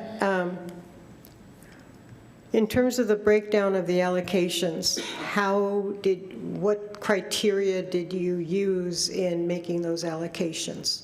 Or were they subjective decisions on the part of you and other people working on this, or was it a clear mathematical breakdown? And what was that based on? Mr. Mayor, Councilor Flores, so it was based on our consultation and engagement process. So based on the survey, our one-on-one interviews with those community service providers, and then the capacity of staff to implement that program. And I just want to check, Caitlin, are you on the phone? No. Yep, Natalie, I am. Okay, and this is Caitlin Mashad. She's the principal with Crescendo Group. I just wanted to see if there was any additional. Well, did you have a percentage of? Did you take those answers and use a percentage of the people who were surveyed in order to allocate the funds? I mean, what was the math that was done in order to allocate those funds? Caitlin, do you have an answer? Yeah, Mayor and Councilwoman, I apologize. I'm not there, so I can't see who exactly is speaking to me, but yeah, so the way we look at the kind of calculations, if you will, this table was provided by HUD as what we have to do here, and there is some math that you don't see behind this. Well, HUD does have some templates, some calculations, especially around the development of affordable housing. They give you this calculations of, you know, if you want to spend X amount of money, this is how things kind of flush out based on their own equation. The other thing we took in consideration is the funding is really geared towards the qualifying population. And I believe you probably saw that in the slide deck early on in the presentation Natalie presented as well, of who the qualifying populations are. So it's really geared around people currently experiencing homeless by HUD's definition.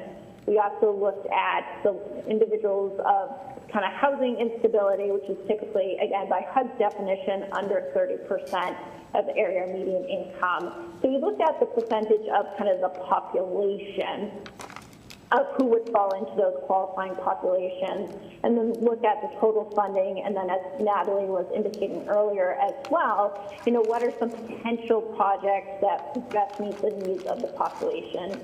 As we all know, when you're building new housing as well, you know, $850,000 is not going to go far in the sense of, you know, building many new affordable apartments as well. At this point, it doesn't cover a whole lot, but again, we wanted to allocate a decent amount of money where that could have an impact in a new housing as well. And will hopefully be combined with other you know, potential grants or tax credits as well. So to go back to your answer, you know, it's really geared around what HUD, their calculations they gave us in terms of templates to help calculate this, and also looking at a percentage of the qualifying population that lives in Las Cruces and how we could really extend our dollars here to have the greatest impact in the community. So how exactly would $850,000 be spent on development of affordable rental housing? What does that mean? Does that mean you're going to sit around and look at what it's going to take, or is that money going to go into building affordable housing or take steps in that direction? Mr. Mayor, Councilor Flores, staff would be looking to develop an apartment complex or some sort of multifamily affordable housing project that would serve these qualifying populations. It would be layered in with other funding sources and other subsidies to be able to develop a much larger project. Off the top of my head, we could look at some small missing middle to address the qualifying populations. The City Council also invested in Brewer's Oil, so we've been working with a development team to plan a project on the Mesilla Valley Community Hope Campus. We are also looking to meet, it's my understanding that the Governor's Office has hired a she has an advisor on housing issues, and they're looking to restructure the grant that they had previously put out. I think I've had that discussion with some of you.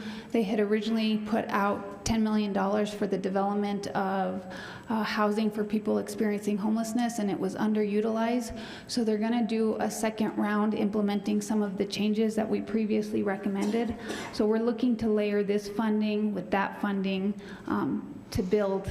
Okay, so it's quite a quagmire, and unless you're doing this day in and day out, I mean, we're sitting up here trying to allocate money to help people, but frankly, I don't think that $850,000 is really going to be a development of affordable rental housing. I think, and so it's really very frustrating because some of this money is going to Casa de Peregrinos, some of it is going to, or none of this money is being distributed to them. It's just all city.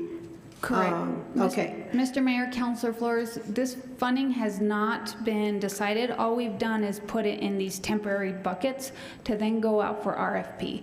So we had hoped to be able to do our RFP before the submission process. However, HUD came out probably about 4 weeks ago and said you have to submit a plan by March 2023 or you don't get access to the funding. And you're at that point where you have to speed it up? Correct, but we want time to be able to go through that RFP process, so we just have to tell HUD how we think we're going to spend the funding, and then as we work through the much longer process. Okay. So it's just a administrative step to be able to access the funding. And so we're also not tied to these buckets, they're just general suggestions, and that's why you have the little asterisk that ultimately it's going to be based on the RFP process, the different agencies' capacities, and the project timelines. Okay, so that $sign and that hashtag is just because you don't know how much money would go there because everything is still tentative, and then are you going to come back and show us how this actually materialized after you go through everything you just mentioned? Mr. Mayor, Councilor Flores, the hashtag in the acquisition and development of non-congregate shelters, staff is not recommending that we allocate any funding to that. HUD has issued that in order to fund a non-congregate shelter, you can only fund the acquisition and development. You cannot fund the operating, and we did not want to commit the city to operating a non-congregate shelter for 10 plus years. One, because we just don't know what that costs, and surely 1.7 million is not going to fund the full renovation of some sort of non-congregate shelter. So we did not include that as a possible use for funding. I suppose it's a possibility at the direction of this council, but it would not be staff's recommendation from an implementation standpoint. Well, I, for one, wouldn't know the difference between that and the other line items, quite frankly, in terms of implementation, because I don't work on this day in and day out. It's very hard for me to see how this is going to materialize in any way. I think that if we voted yes, I think that there'd be ways that money would be spent, but I'm not sure that we'd have the ends that we would hope to have insofar as ameliorating the housing issue. And again, we always think of housing in terms of, quote, homelessness, but there are people who are really unhoused. And it's people who are making a sufficient amount of money who could maybe pay for a $150,000 house, but there's no such animal anymore here in Las Cruces. So I am very concerned about the reality, the actuality, and the implementation of this. Thank you, Ms. Green. Thank you, Mr. Mayor. Thank you, Councilor. Natalie, can you go back to that, the one that you had with the numbers? There you go. So two things. Give me the consultant's name again. I didn't have it for the record. It is Caitlin Mashad with Crescendo Consulting. Okay, good.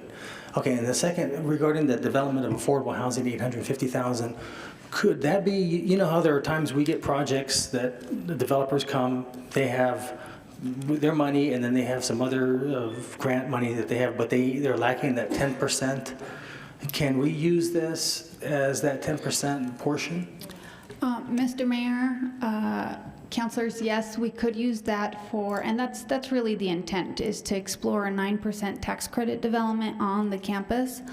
The challenge is that they will have to certify for at least 20 years that they are serving this very specific population. And so we would want to make sure that whatever developer we work with has the ability to do that, and that's really their target population. And that's fine. Earlier you made a comment, and I've seen it, about the project there at the campus of Community of Hope.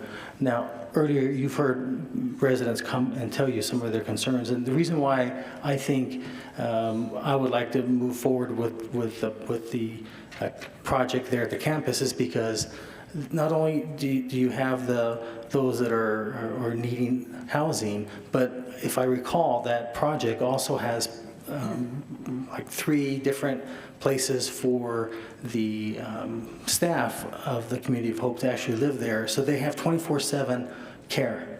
And I think that's going to be, I think that's one of the things that's kind of lacking when we have the residents, the homeless residents in different parts of the city. It's hard to go back and forth. When you have a more concentrated an area, I think it's easier, and I think that's really, you know, they're there with all the services. You've got the health there, you've got the soup kitchen there, you've got Jardín de los Niños there, you've got so many different things. I really think we need to really study and move in that direction and provide that project there at the campus, Community of Hope, because I think that's would help in all facets regarding our homeless problem. So I'm supportive of this. I just wanted to make sure that would be that, like I said, that 10% if needed. So if you do that 10%, that means we have access to 8.5 million of the project. Okay, any questions from, Councilor McCall? Thanks, Mayor. Thanks, Natalie. I know that you did a ton of community outreach on this and spoke to a lot of folks who work on housing issues a lot more than I do, certainly probably a lot more than any of us up here have. So I appreciate all the work that you've put into this to get us here. As you know, we've been talking a lot about motels and how they can become more officially shorter term living situations for people, and a lot of them have come to the table in good faith and asked and said we need some help, right? I'm curious, Natalie, if you feel like any of this funding, in correlation with the news you just gave us, which is excellent news around the governor listening to the feedback about how limiting that $10 million fund was, do you feel like there's any room here for that? It's okay if not. I'm just curious if there, because I know we'll find other ways. I'm just curious if you feel like there is. So it could be if we were going to convert if we were going to acquire and develop a particular like motel into more permanent supportive housing. So that was one of the recommendations, is that it become, you either use it for permanent supportive housing, affordable housing development, or you do the non-congregate shelter route. Which is, well, we're not doing that, right? This is really echoey. Am I talking, or am I just talking really Correct. We're not recommending, given the long-term costs. Okay, thanks, Natalie. I look forward to continue having some of those conversations with you. Given that this is federal funds, does it exclude certain populations like folks with undocumented immigration status? It could. The nice thing about this funding is they've included the human trafficking, so if they're fleeing domestic violence, they'd be eligible under VAWA. Domestic violence, dating violence, sexual assault, stalking, or human trafficking. So there's if it's for the sake of life and safety, it removes that. I'll have to look at some of the permanent supportive housing if we do a development. I know that if a nonprofit's running it, there's an exemption through them, but I'll have to look. Because usually when you're providing housing as a federal public benefit, it limits that to residents of the legal residents or U.S. citizens. So I'll look at that for you. Okay, thanks, Natalie. I appreciate that. Those are all my questions. Ms. Yes. Thank you, Mayor. Ms. Green, as far as VAWA, Victims of Violence Against Women's Act. Exactly. VAWA comes under the auspices of immigration law, and it has to go through the immigration court system to find that someone is here under the auspices of VAWA and protected. So that would be a process. It isn't automatic. Someone just can't come and say, I've been, trafficked, or I'm a victim of violent crimes. So I just want to say it's not that simple. Correct. And you would have to go through all of that. Generally, under the McKinney-Vento Act, there's they require a third-party verification. So an agency like La Casa or Catholic Charities, I saw they were in the audience, would certify that a family is VAWA eligible or working on their VAWA, and they would be eligible for our tenant-based rental assistance. And those, we do currently operate tenant-based rental assistance programs right now through La Casa, and then we have another one through the Mesilla Valley Community Hope. So those are already established So programs. you've already had people qualify through VAWA that Yes. way? So immigration works on that pretty fast, huh? We've been working on our tenant-based rental assistance program with La Casa for well over 10 years. And how long does it get to get that certification?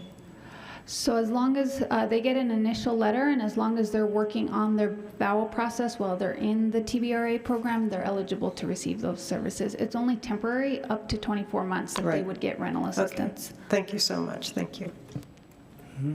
Anyone else? About members of the public? I have another question. You have another question? Or just this. What is this supposed to be, Ms. Green? Mr. Mayor, We found it on the dais this afternoon. Yeah, those What are is it? all the comments that we received in the survey. So when I tried to put them in the document, it came out as a terrible spreadsheet. And so I just wanted to make sure that you had all the comments that were provided through the survey. Well, it's kind of difficult to read through them. I tried to color code them, but I can send them Impossible. electronically if you would like them. No, it's okay. Thank you. It says they get rid of me, one of them here. Okay, any other comments, members of the public? Okay, seeing none. Christine? This is on the motion to approve Resolution 23-076. Counselor Beta? Yes. Counselor Graham? Yes. Counselor Bencomo? Yes. Counselor Curran? Yes. Counselor Flores? Yes. Counselor Gondeta? Yes. Mayor? Yes. Okay, next item, 7.5, Resolution 23-077. Move to approve. Second. Motion made by Counselor Beta, second by Counselor Bencomo. And Natalie Green will also be presenting.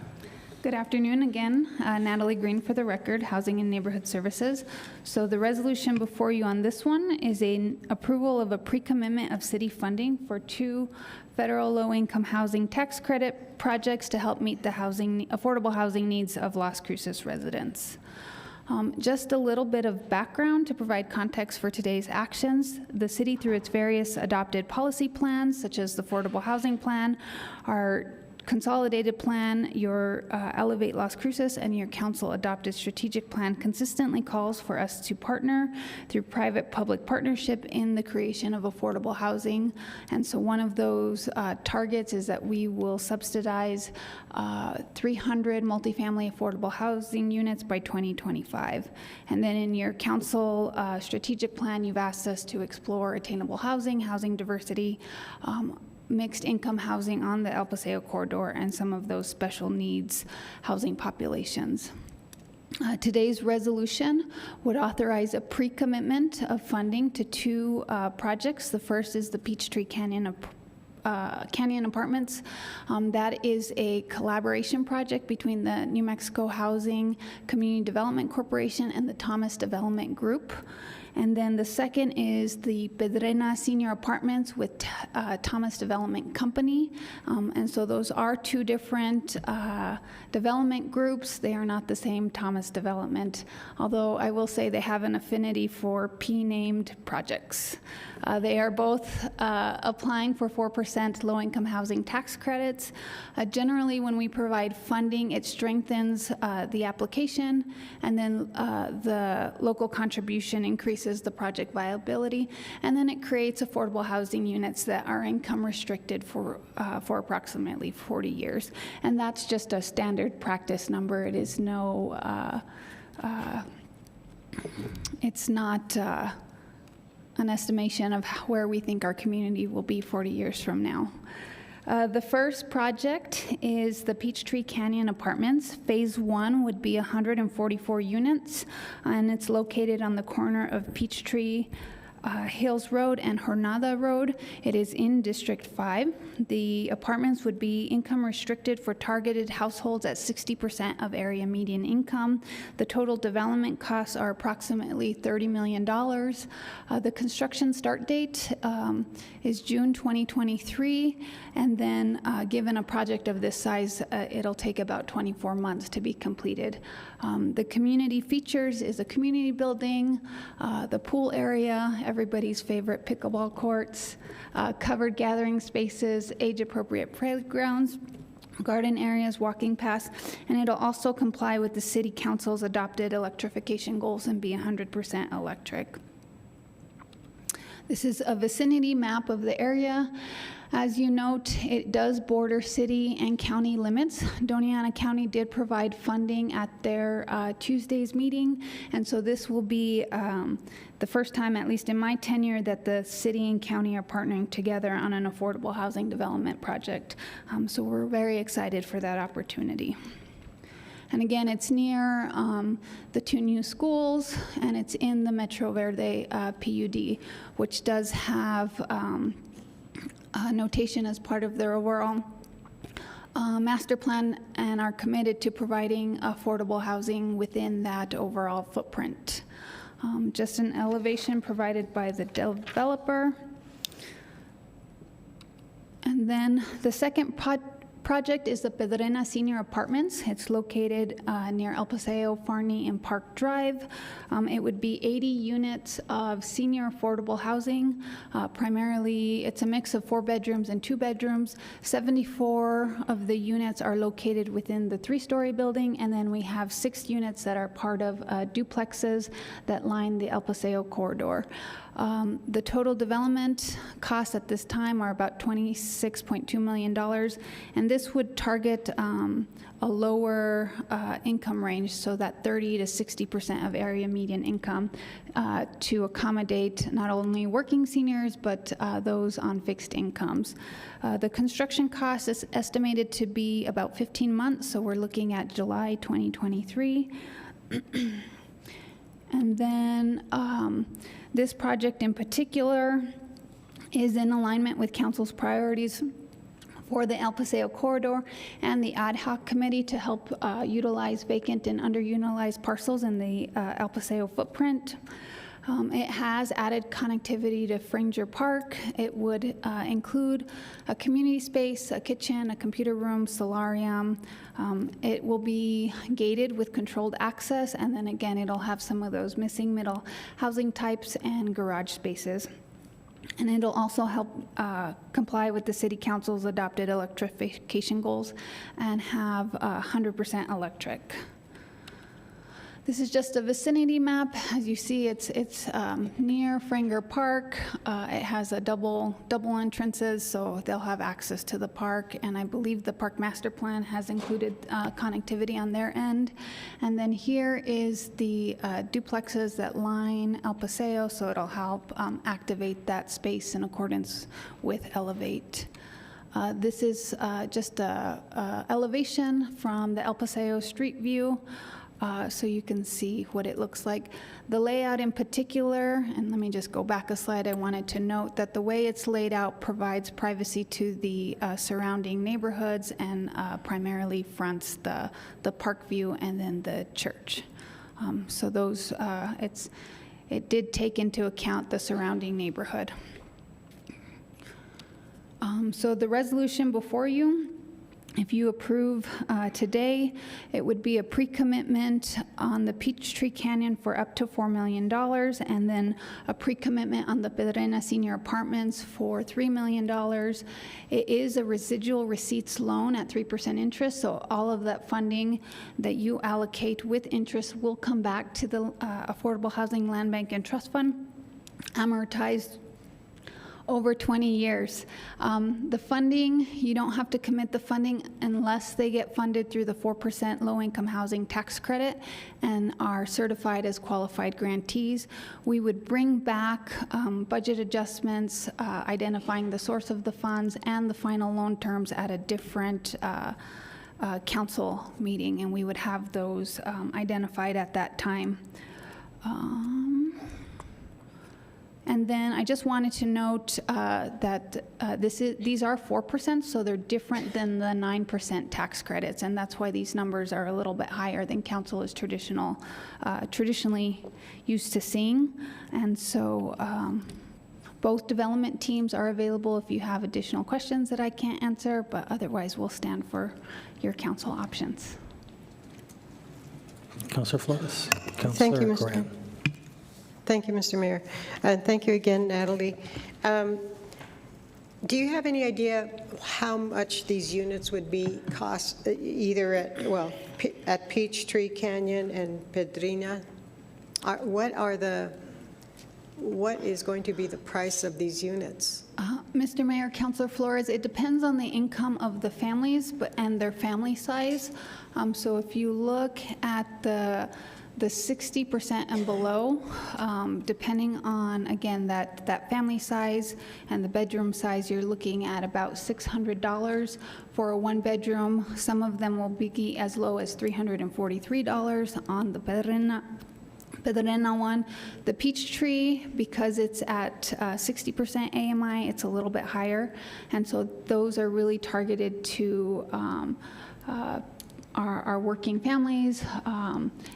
The 60% AMIs are on the higher end of the low-income score, and these rents are determined by the New Mexico Mortgage Finance Authority, and they would stay in place for approximately 40 years. And so it varies. Yeah. So these are rental units, and are there any plans or are there any projects in your department, or not department, that's economic development, but under your auspices as housing director or housing administrator, in so far as having housing that is actually purchasable? I mean, is there anything out there that you're working on that is looking at housing that can be purchased by any means? We haven't had a housing policy review committee in several months, so we haven't really been apprised. Mr. Mayor, Councilor Flores, we had a housing PRC on the 29th, but to answer your question, we do have a number of single-family home ownership projects that are in the pipeline. Council has already approved 2 of them, the Sierra subdivision, which is working through that process. That's 19 units. Skylark is 19, Sierra is 32. One of the things we're exploring with the GO bond is to purchase an affordable housing housing subdivision, and so that would be 52 units in the Metro Verde area as well.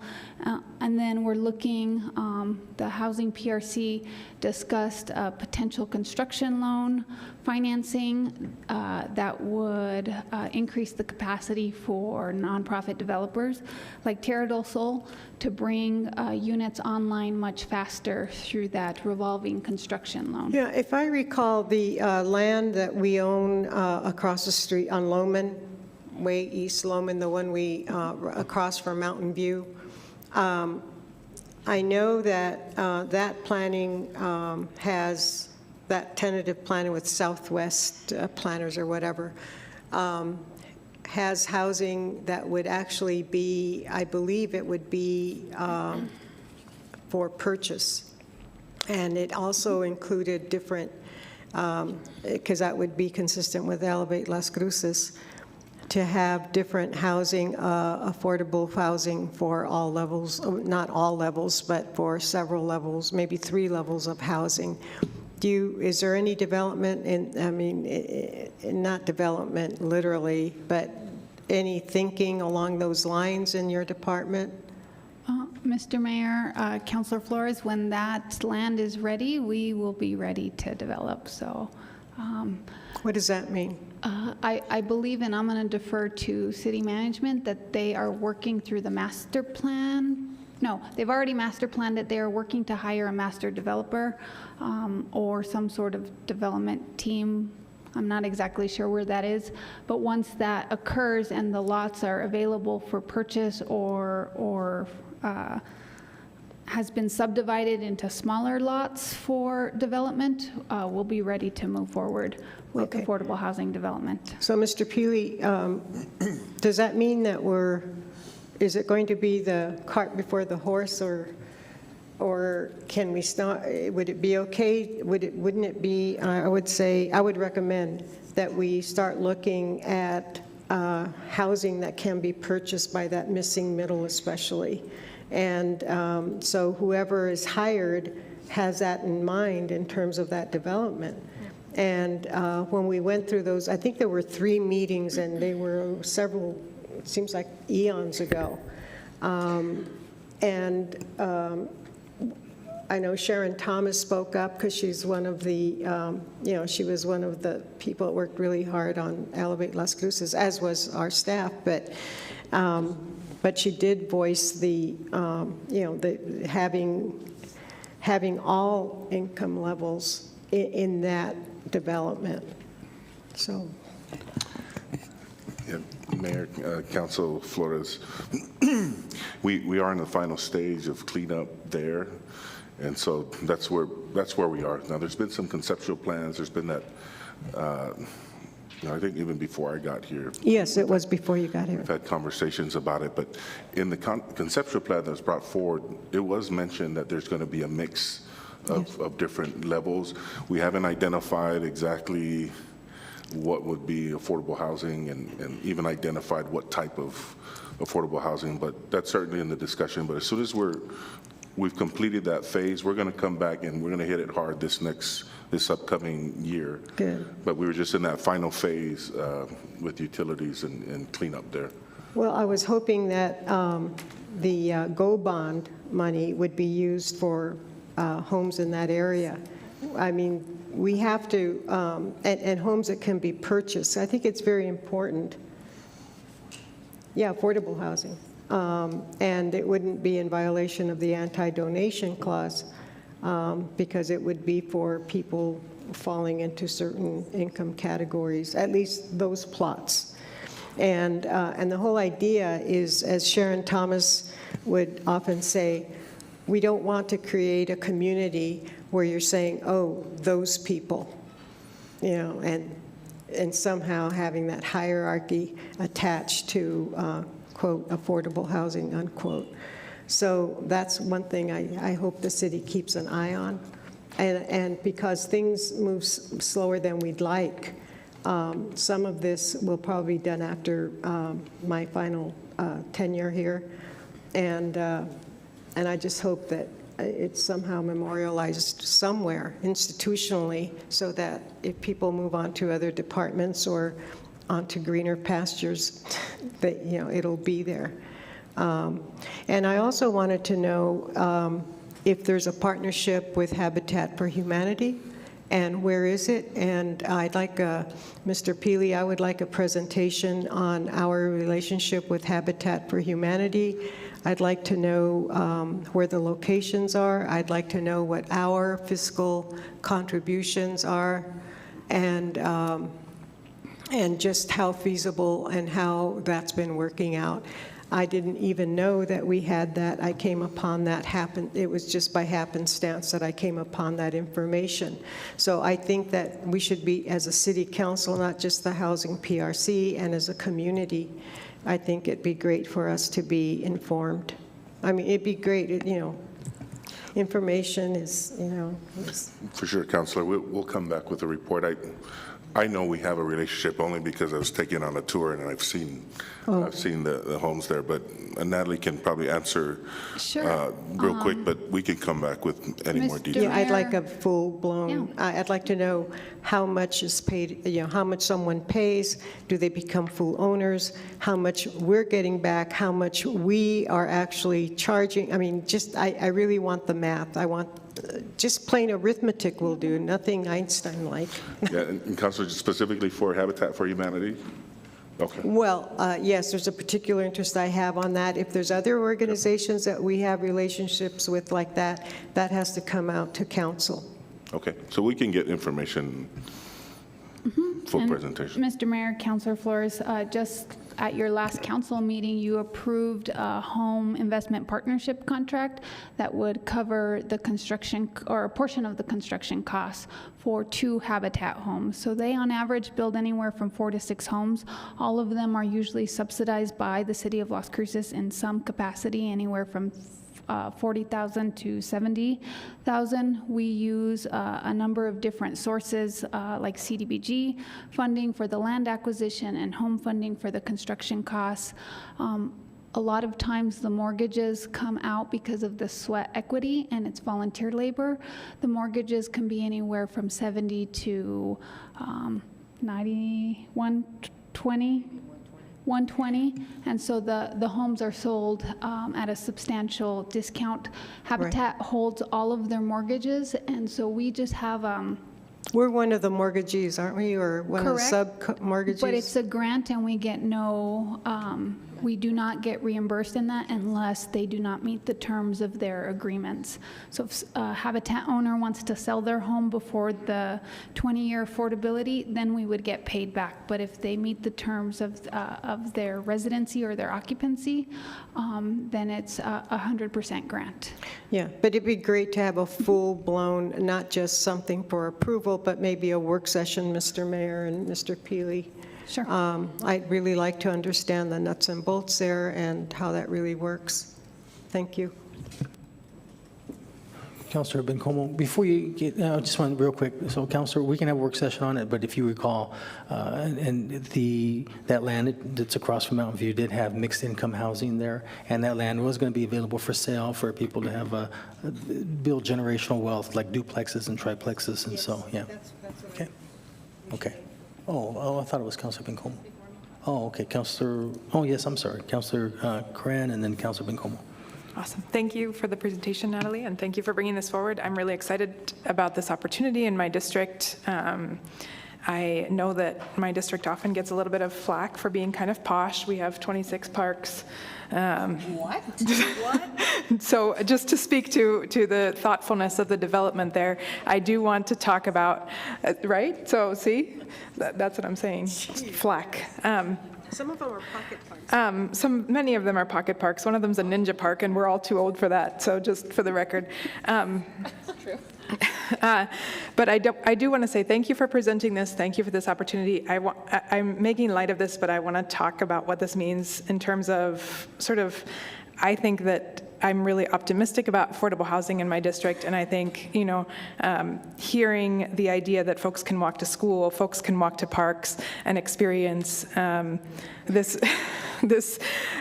extraordinary district, the thoughtful development that's been happening there, and the folks who I know want to have a truly integrated community. I believe that this is a step toward that, and I really think that having a conversation about where folks live, where folks can live, and ensuring that we have a diversity of opportunities for people to live in different districts, different places, have access to different parks. There's also a really big slide, which I did try, and in fact, we are too old for that, just for the record. It's pretty big, the slide. And scary, yeah. But that's not that close to this development. I don't mean to make light of it, but I want to point out that this is, to me, really meaningful, and so I really want to thank you for identifying this opportunity and for the folks who are working on making it happen.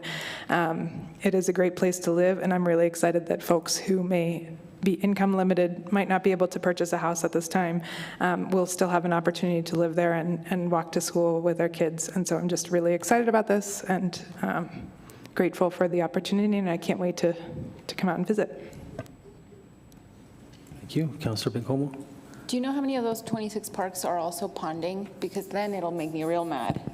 Okay. Thank you so much, Natalie. I'm very excited about this, and also for my colleagues to hear the proposal that we heard at the November 29th Housing PRC Committee that is really targeting low to middle income families and building their wealth and opportunity to purchase a home in this new development. So I'm really excited for you all to hear that.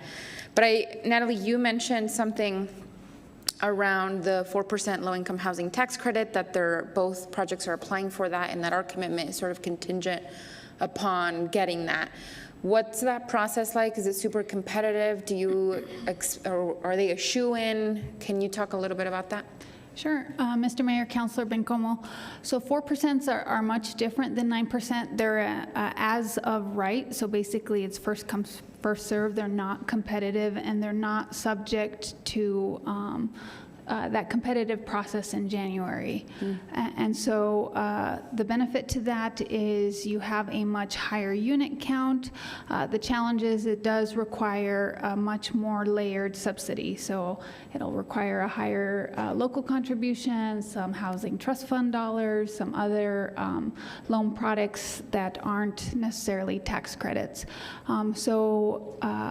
Basically, all that to say is it's not competitive. So it's almost a guarantee, assuming you got all your financing and underwriting and all those things in a row.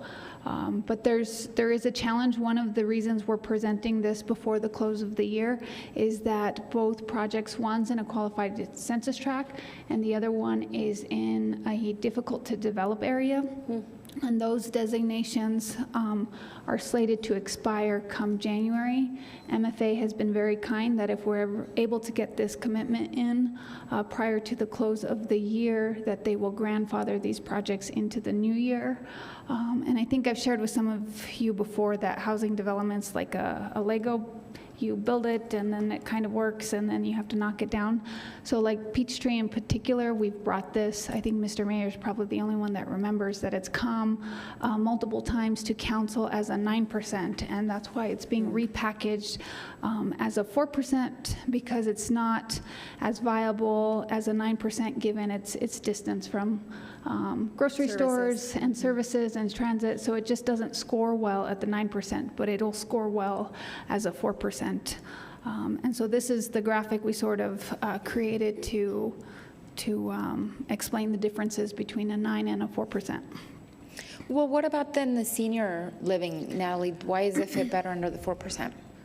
So that one, that was at the request of the developer. Oh, okay. I think they primarily do 4%, but I can always defer to Mr. Mantrick if he'd like to.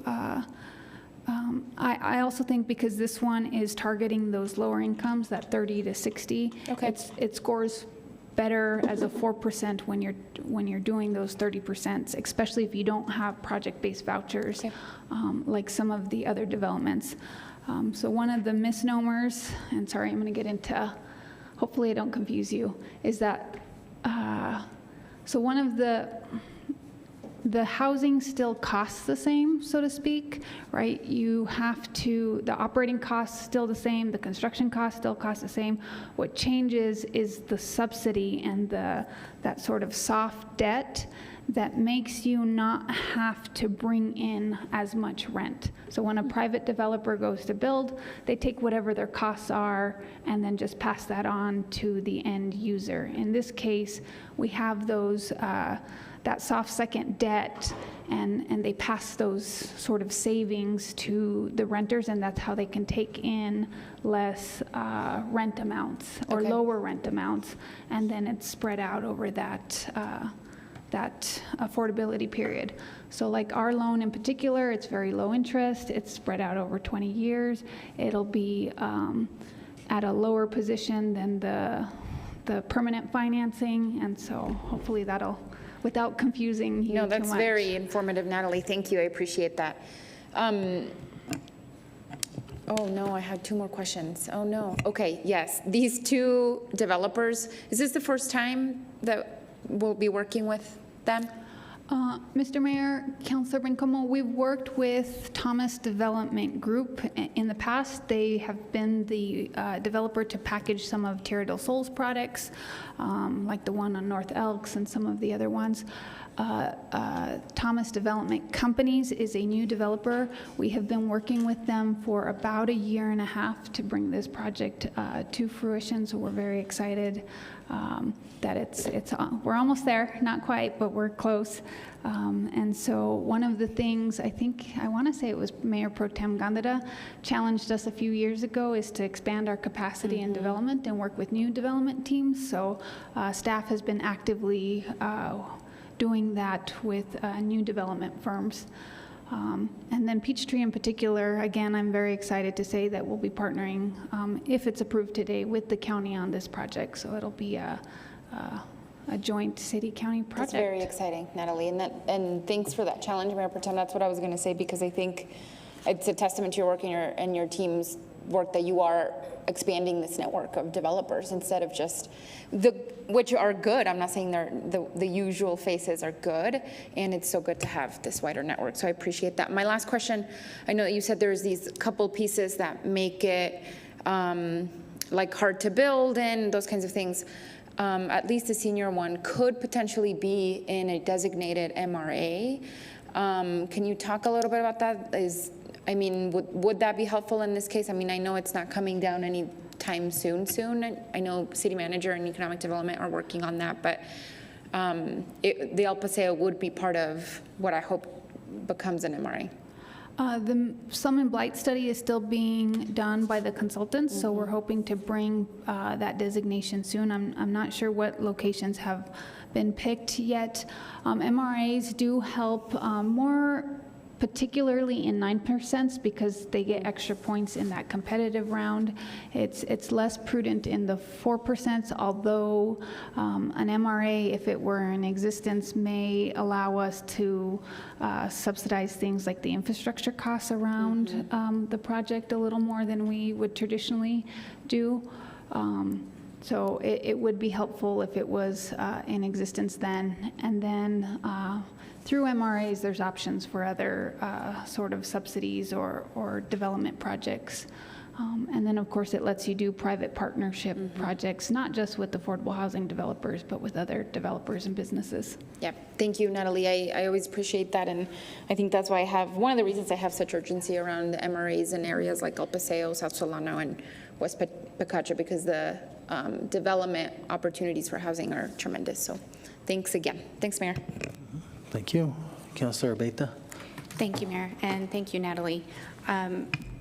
One of my questions was actually just asked about the 9% and 4% differences. So I would like to just take a moment and just say thank you for everybody working together, especially in the area with our senior housing. It's no surprise that I've been advocating a lot for this area in the neighborhood, and it's very much in need of a lot of improvements and revitalization.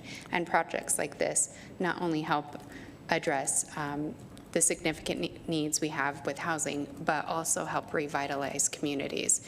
And as we could see from the pictures, these are going to be very well-built, nice facilities that will add to the neighborhood, and I look forward to be able to see that and seeing how else we can partner.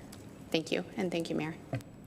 And Mr. Mayor, I'll just add that while Peachtree is not limited to seniors, seniors can rent there. There are a significant number of one-bedrooms that we would anticipate active or inactive seniors to want to rent in the Metro Verde area. Okay, so I have a couple questions, Natalie. So the owners of the apartment complexes are going to be who? So in this case of Peachtree, the owner developer would be the New Mexico Housing and Community Development Corporation. Generally, when these projects are structured, you have, okay, I might have to bug Jan.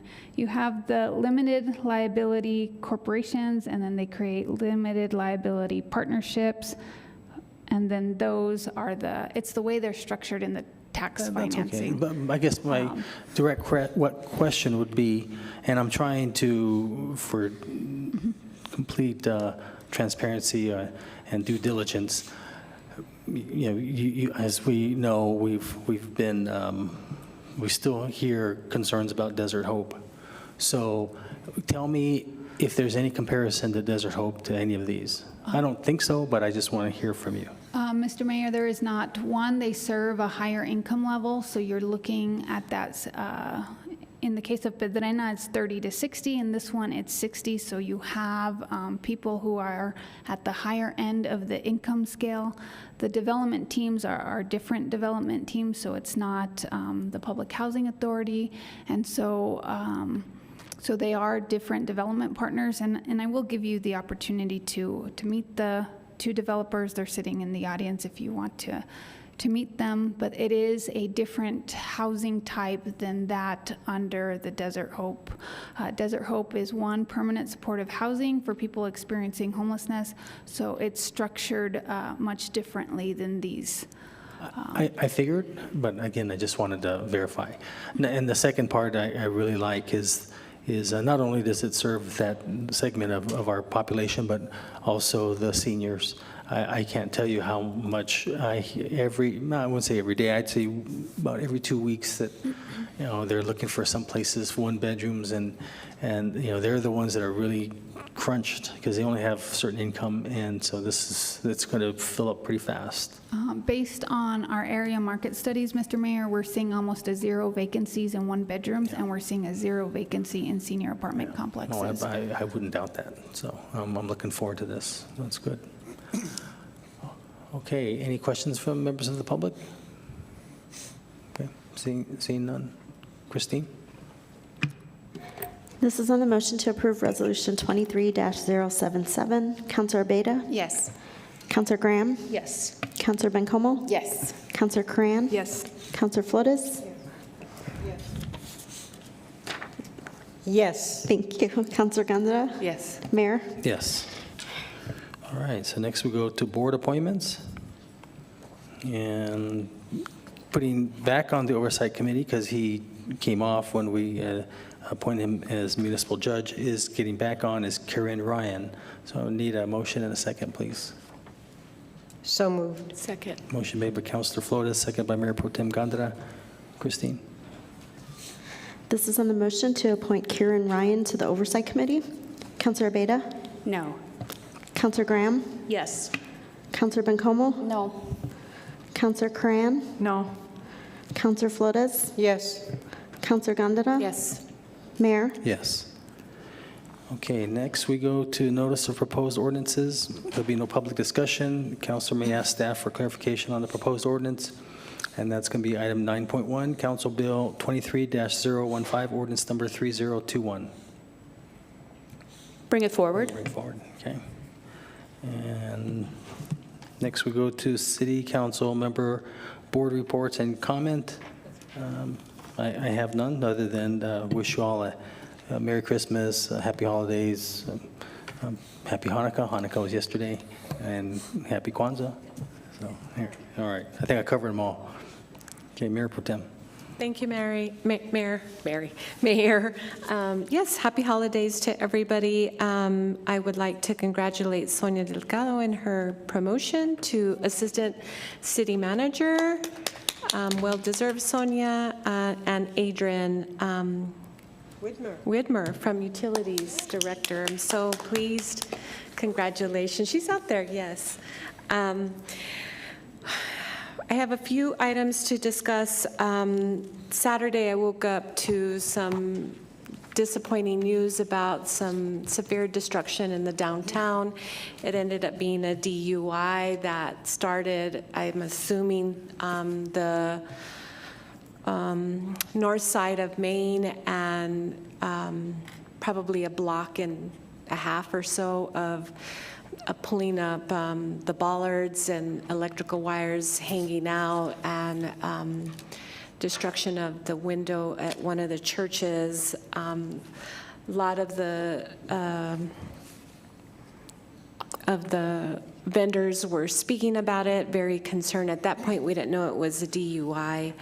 And I called the mayor, and we had a conversation via text about security downtown 24/7. And in speaking with Chris, we had talked about cameras in the downtown and looking at possibly using TID funding for that, or moving funding from their economic development budget to ensure that that happens. This happened after a meeting that I had with the business community and the downtown. Special thanks to Lieutenant Whittela and her group for coming. I mean, they fielded a lot of pretty serious questions and concerns. There's a lot of, I'm sure Lieutenant Whittela spoke to you, Chief, about it. It was really difficult to hear, but in essence, kind of the same sort of stuff that we heard today as it relates to taking matters in their own hands, mentioning that they have guns to protect themselves, that they've stopped calling police, just kind of lack of follow-through and trust with the city. And so, I was hoping that we could form a business watch program, but they're pretty upset. There needs to be some serious, very serious reaching out to the business community in that area. Repair work needs to take place. And so this isn't just about a DUI. This is about the break-ins and the numerous things that are continue to occur in the downtown.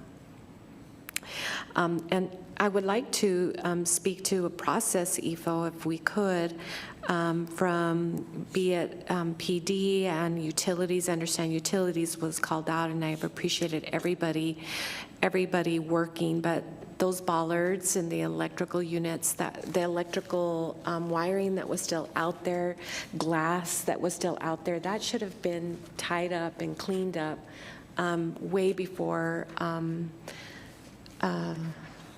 farmers market started. And these are folks that come, from outside of our community, out of state, and we just need to have a better communication with all the staff and in the various departments, to include the vendors, because they opened up to this kind of with tape spewed about, and that's really no way for us to be doing business anywhere, frankly. So if whatever the city can do to remedy that situation and ensure that we're ready for business the next day, that I'm imploring you to make sure that take place.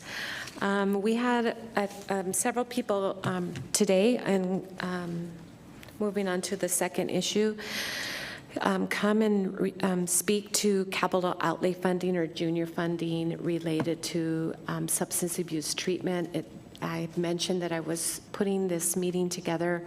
It was very well received. We had about 30 people, a couple of people on the Zoom.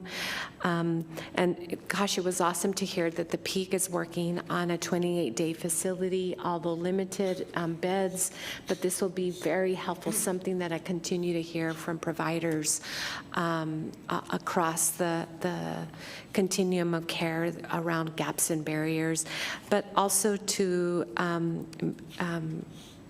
just implore City Council and Mayor to look at providing capital outlay funding for the medical equipment and equipment or servant equipment and anything else that capital outlay can pay for related to getting that 28-day facility up and running. As you heard the public comment, I mean, we don't go a regular council meeting without hearing the pleas from community members, business members related to addressing crime.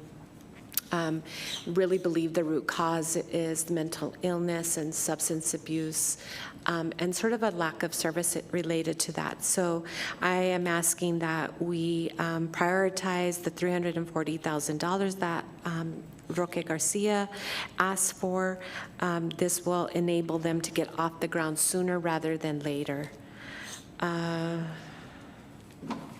And then hearing from people who understand and know and provide the service for our mentally ill around 5 West.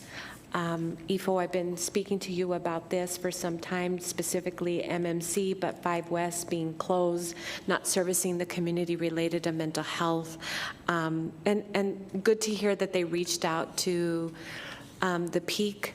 I think those are all important communications and conversations that needs to happen. But that's been since August, and meanwhile, law enforcement and others are having, and just a community in general, who need those kinds of services for the acuteness of the acuity of their mental health is really important. So, IFO, I know that you've tried to have meetings. They've not been successful.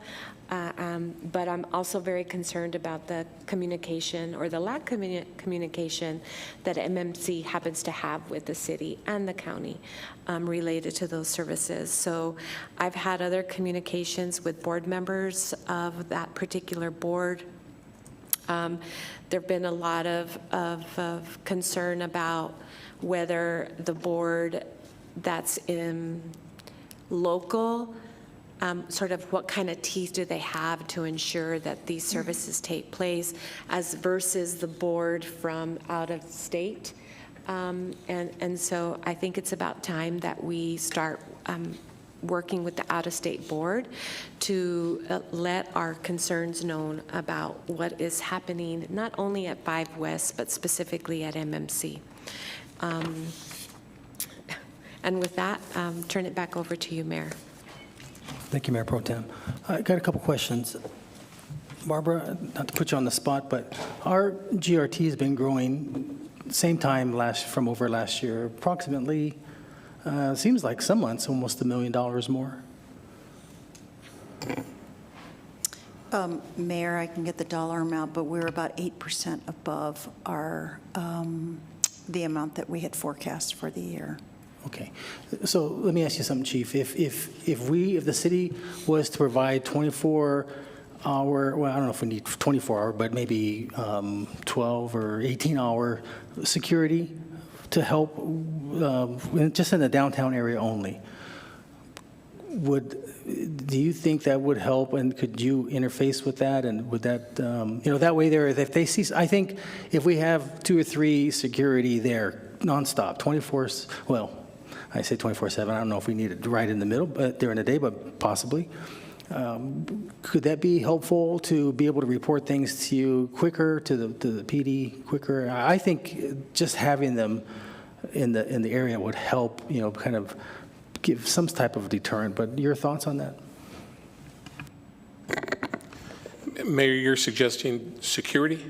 Correct, whether armed or unarmed, I don't know, that's your call. Absolutely, it would definitely help us. It would alleviate a lot of the officer presence in there already, and we could leave it to security, kind of let us know, and just frequent patrol as necessary. It would definitely help us.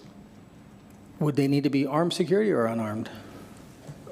Either the secure, as long as there's a security force in there so that they could report it to us. Okay, so I don't know, Ifo, if you want to have a work session on this. I don't want to put the resources there, or Mayor Pro Tem, what were you thinking? Would you want to have a work session? Do you want to have, I think that's something there that we would probably need some type of resolution that we want to have that 24/7 in the downtown area. Mayor, I know that Councilor Bencomo and I have been talking at length about security and cameras and in that downtown area,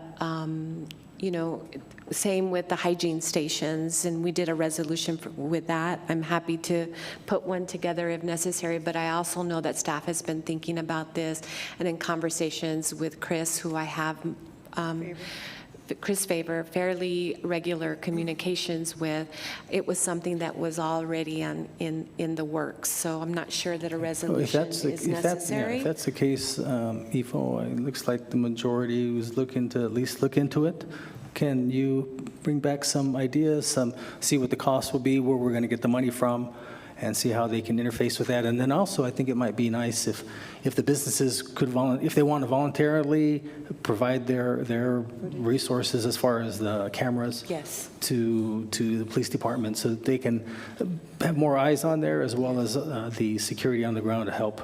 I think that combination would really go a long way in the downtown. Mayor, I believe there's several businesses that at least spoke to me at that evening meeting that they would be willing to do that and work towards building that business watch program.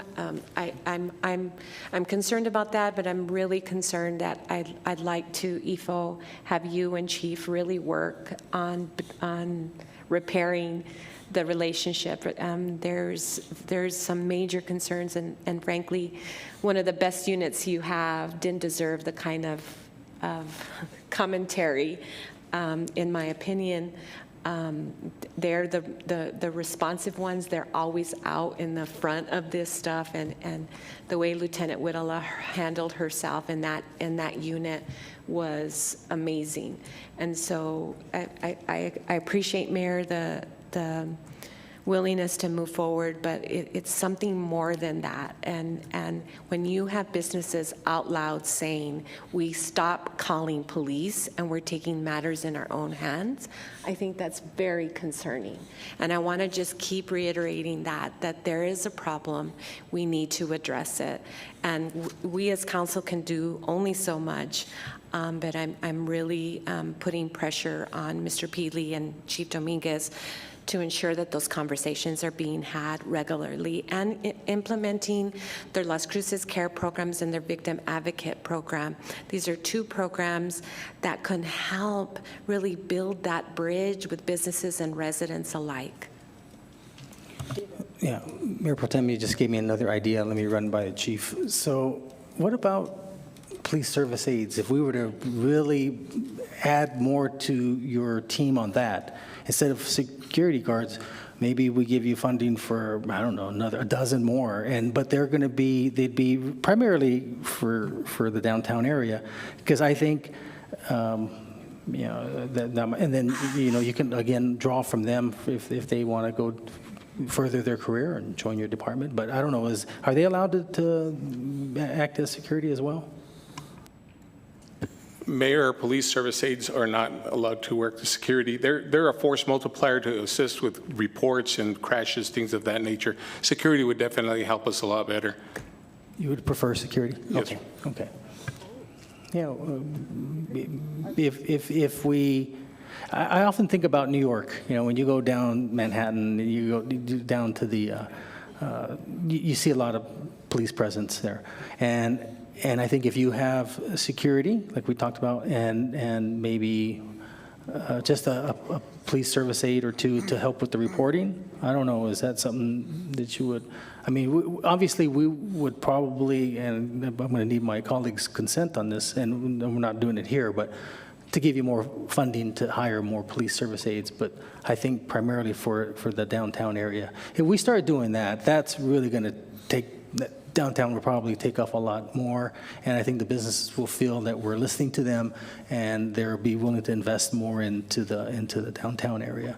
But is that something you think might work? Mayor, we can post police service aides there, but they would be doing pretty much just calling us and reporting whatever it is that they see. So just similar to a security guard or security guard services. Okay, well, I'll let you and ePhone work, but I guess we can go ahead and move forward, at least getting some conceptual design to bring back to council to see ePhone. Yeah, and we'll use that increase in gross receipts tax to help pay for it. Yeah. Okay, thank you. Councilor Flores?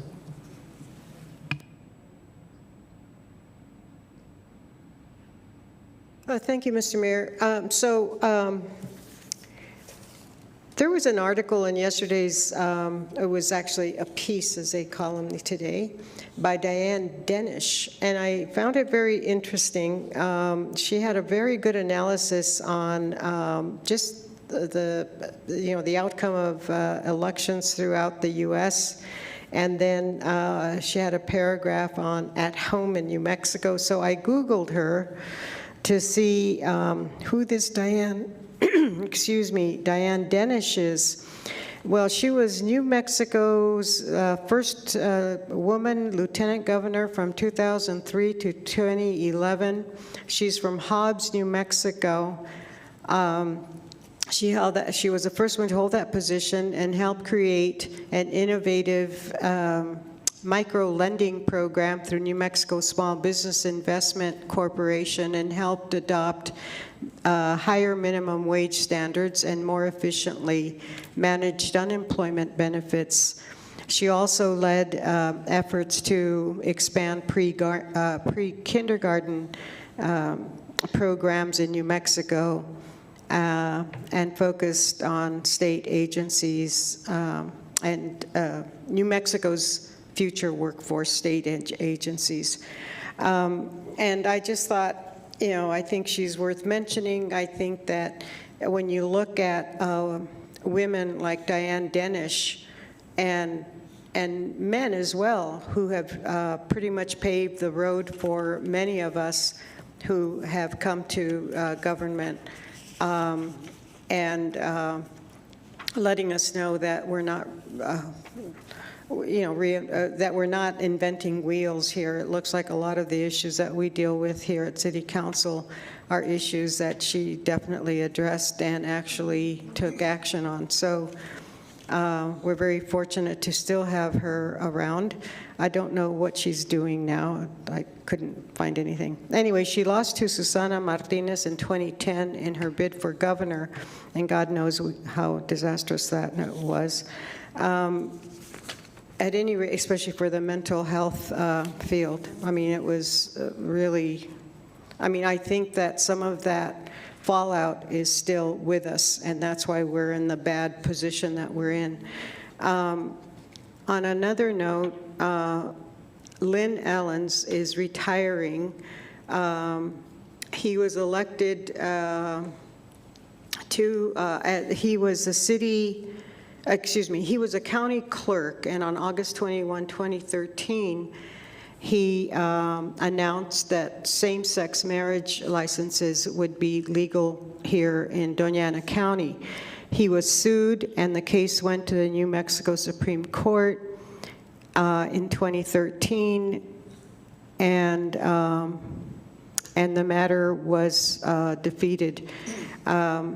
So I just wanted to mention that I've served with Lynn Allens on the South Central Regional Transit District Board, as well as the Animal Service Center Mesilla Valley Board, and with Mr. Well, I've served for several years with him, and I know that he's quite advanced in age, and so he always makes me feel very young.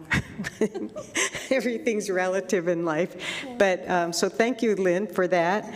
But mostly, seriously, his humanity and concern for human rights, his love for animals have been manifested in his service to Doña Ana County and New Mexico. So if you're listening to this, Lynn, thank you for your service, And thank you for your humanity. Because of you, my son was able to marry his same-sex partner almost 2 years ago.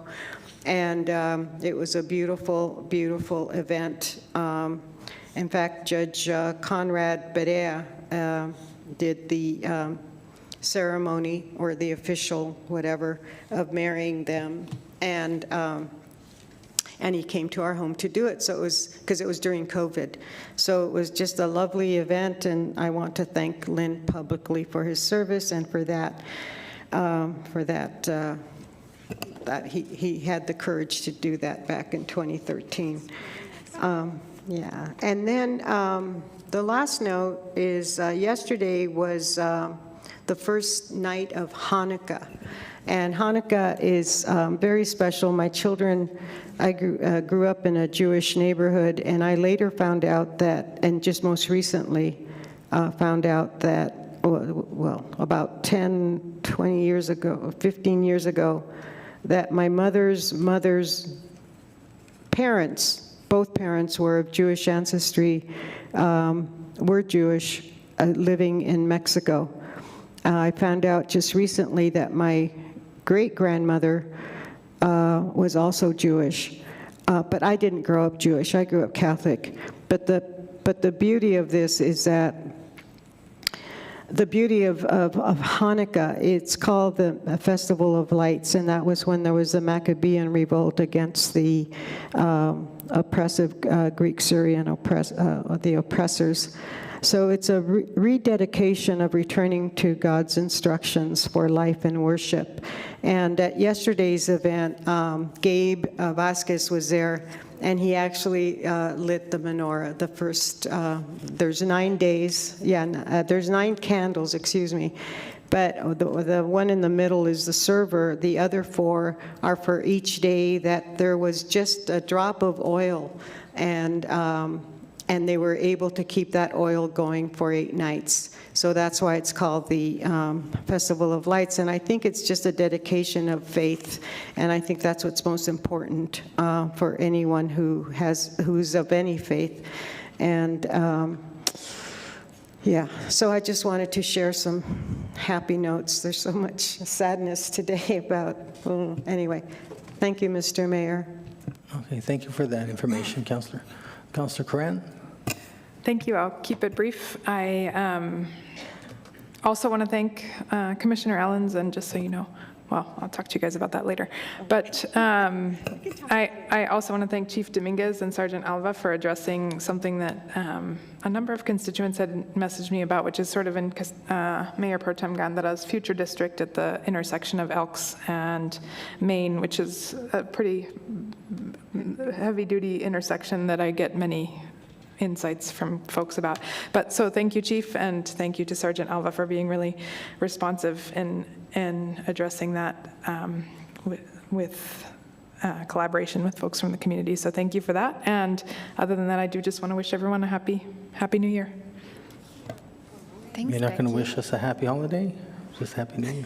Yeah, happy holiday. I think happy holiday, I am a little bit Grinch. No, I just think happy holidays, but I think in our spirit, New Year might be a welcome, joyful moment. Yes. I'm just kidding. Okay, Councilor Bencomo. Thanks, Mayor. Thanks, everyone. I just want to really quickly give congratulations to Fire Academy 35 and the fire department for putting on a really wonderful ceremony last Friday where many of us cried, right, Ifo? Many of us cried, and it was beautiful, and oh yeah, there was tears. Ifo's saying no. Oh, I saw it. I have proof. But it's okay because it was really beautiful, and it was worth the cry. The kind of culture that you build around family values is really beautiful. So thank you for inviting us, Chief, and congratulations to the Academy.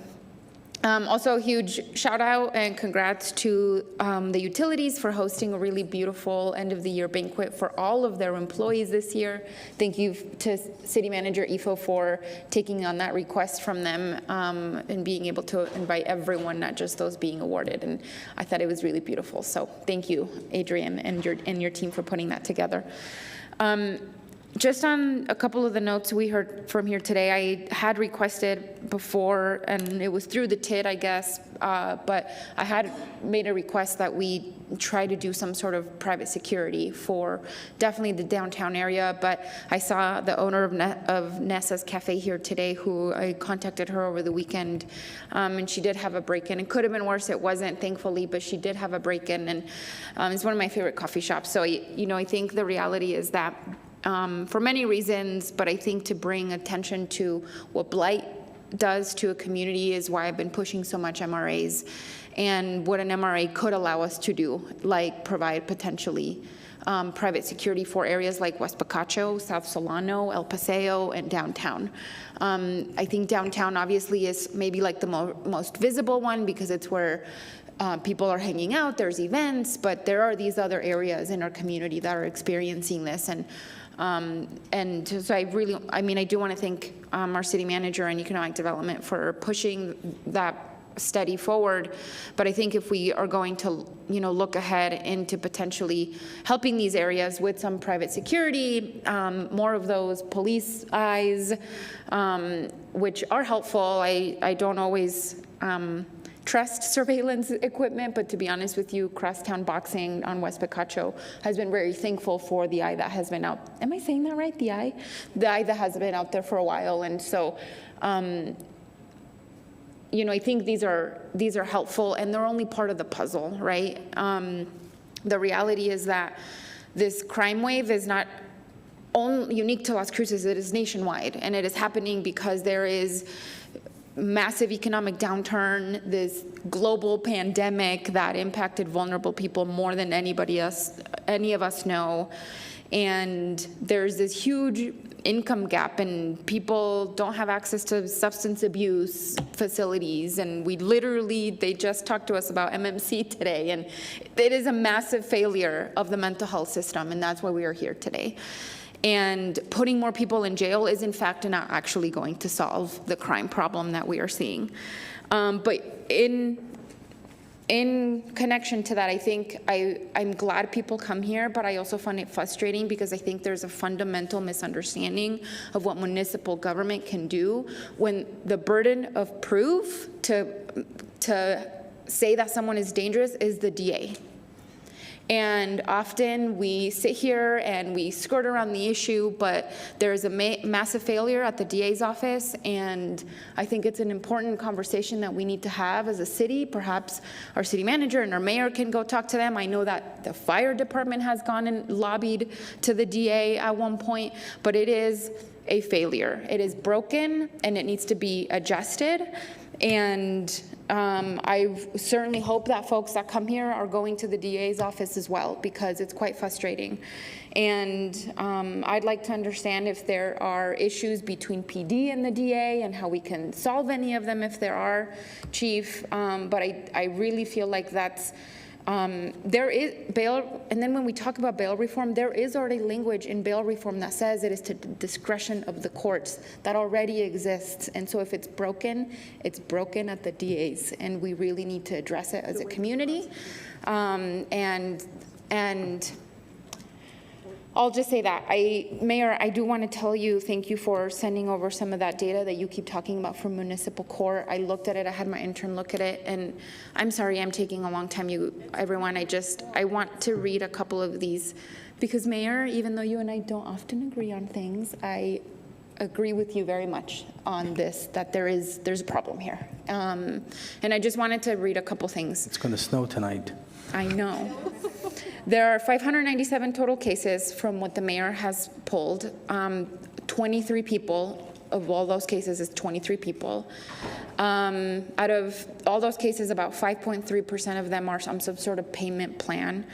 About 7 out of 23 of those people, I think, are probably unhoused, as their address is 999 West Amador. So, you know, it's 7 out of 23 people only. The rest have different addresses that they have given. About 34% of those cases are codes related. which speaks to more of an education thing than an incarceration thing. Then the rest of those 56% are petty misdemeanors, which I think is where we see this problem, right, Mayor? And it's and then about 35% of those cases have been deemed dismissed for incompetence. And I feel like that's where the biggest issue lies, is what happens then? What happens after someone is deemed incompetent to stand trial? Is the only solution for, the only option for them the streets? Is the only option, one of them on the list, one of these people is already deceased. And so I just feel like the only options for these folks are the street, jail, or death. And that kind of feels like a little bit of despair, because I think we could do better by people who are struggling. And so, Mayor, my ask to you is that you please put the municipal court judge on the agenda. I have a lot of questions for her, and I would really like to ask them directly. And I'd like to understand the system better so that we know what we can do as municipal government. What is our role? I'd like to be very clear that for us and for the public as to what we can and cannot do. Absolutely, Councilor. And I know when you asked me, I reached out to Judge Goldbaum, and she accepted, but she asked if we could just wait till after the holidays. So it was not a problem, and I told her we're good with that.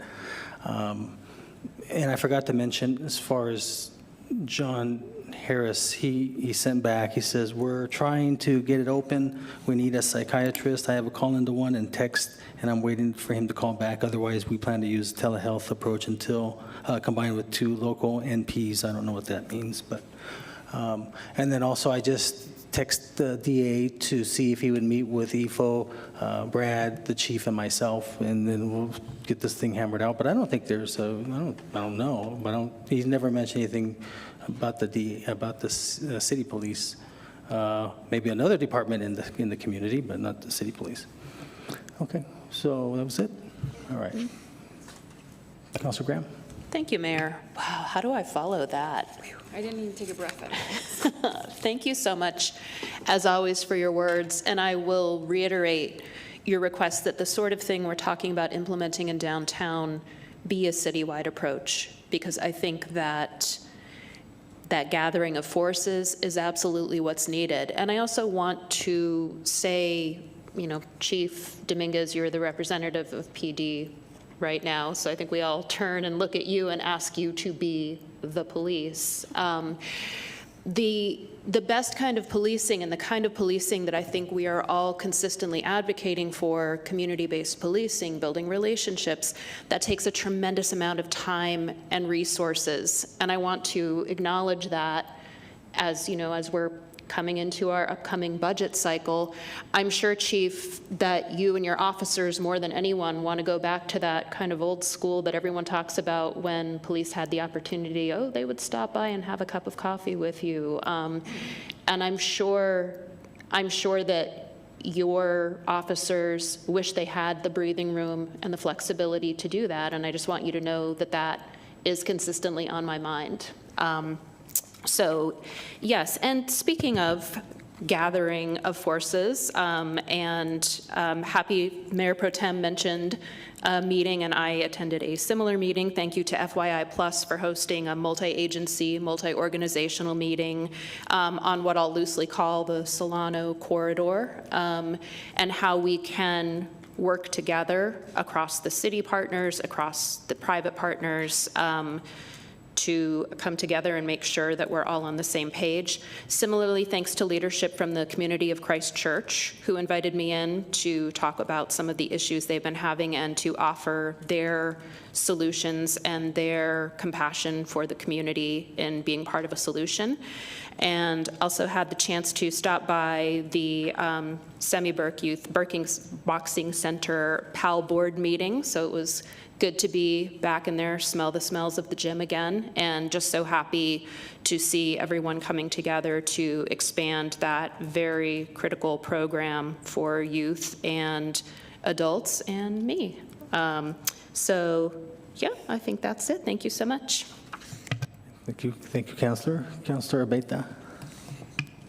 Thank you, Mayor. Thank you to my fellow councilors who are also asking kind of for a citywide approach when it comes to looking at ways that we can help address the issue that we've been having with crime.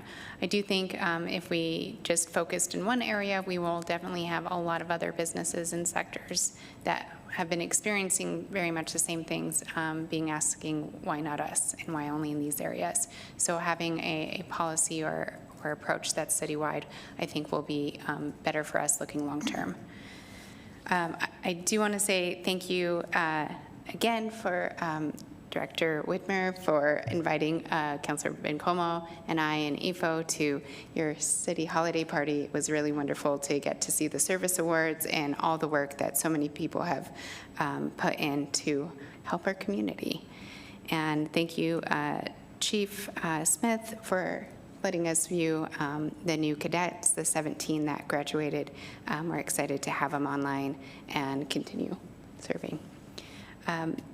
Every year I do one thing for the new year, and it's I have a, okay, sorry. So every year I make sure to have a word of the year. This year was change, lots of change in so many ways. But next year it's going to be intention, and it's living with intention, acting with intention, and it's something that I think is good for all of us to think about, a word of something that we want to do in the future. And I don't necessarily like talking about myself personally. I don't do well with it, so I will leave it at that. As I hope that everybody can spend the next time finding their word in whatever brings meaning. So thank you, Mayor. Well, that's good. Were you ever a Toastmaster? Absolutely not. I hate public speaking. Oh, okay. All right. I'm just curious. All right, Ifo, you're the only thing standing between us and lunch? No, just kidding. Thank you, Mayor. I don't really have much anyway, but I do appreciate you, Council, recognizing our new ACM, Sonia Delgado. Sonia will be, the position will be effective immediately, but she'll be out on leave, and then we'll be having meetings though, even though I think she'll be out, we'll be trying to get something set up so that we can organize our line of business. So just FYI, things will change as far as direct reports. But I do want to mention something about that.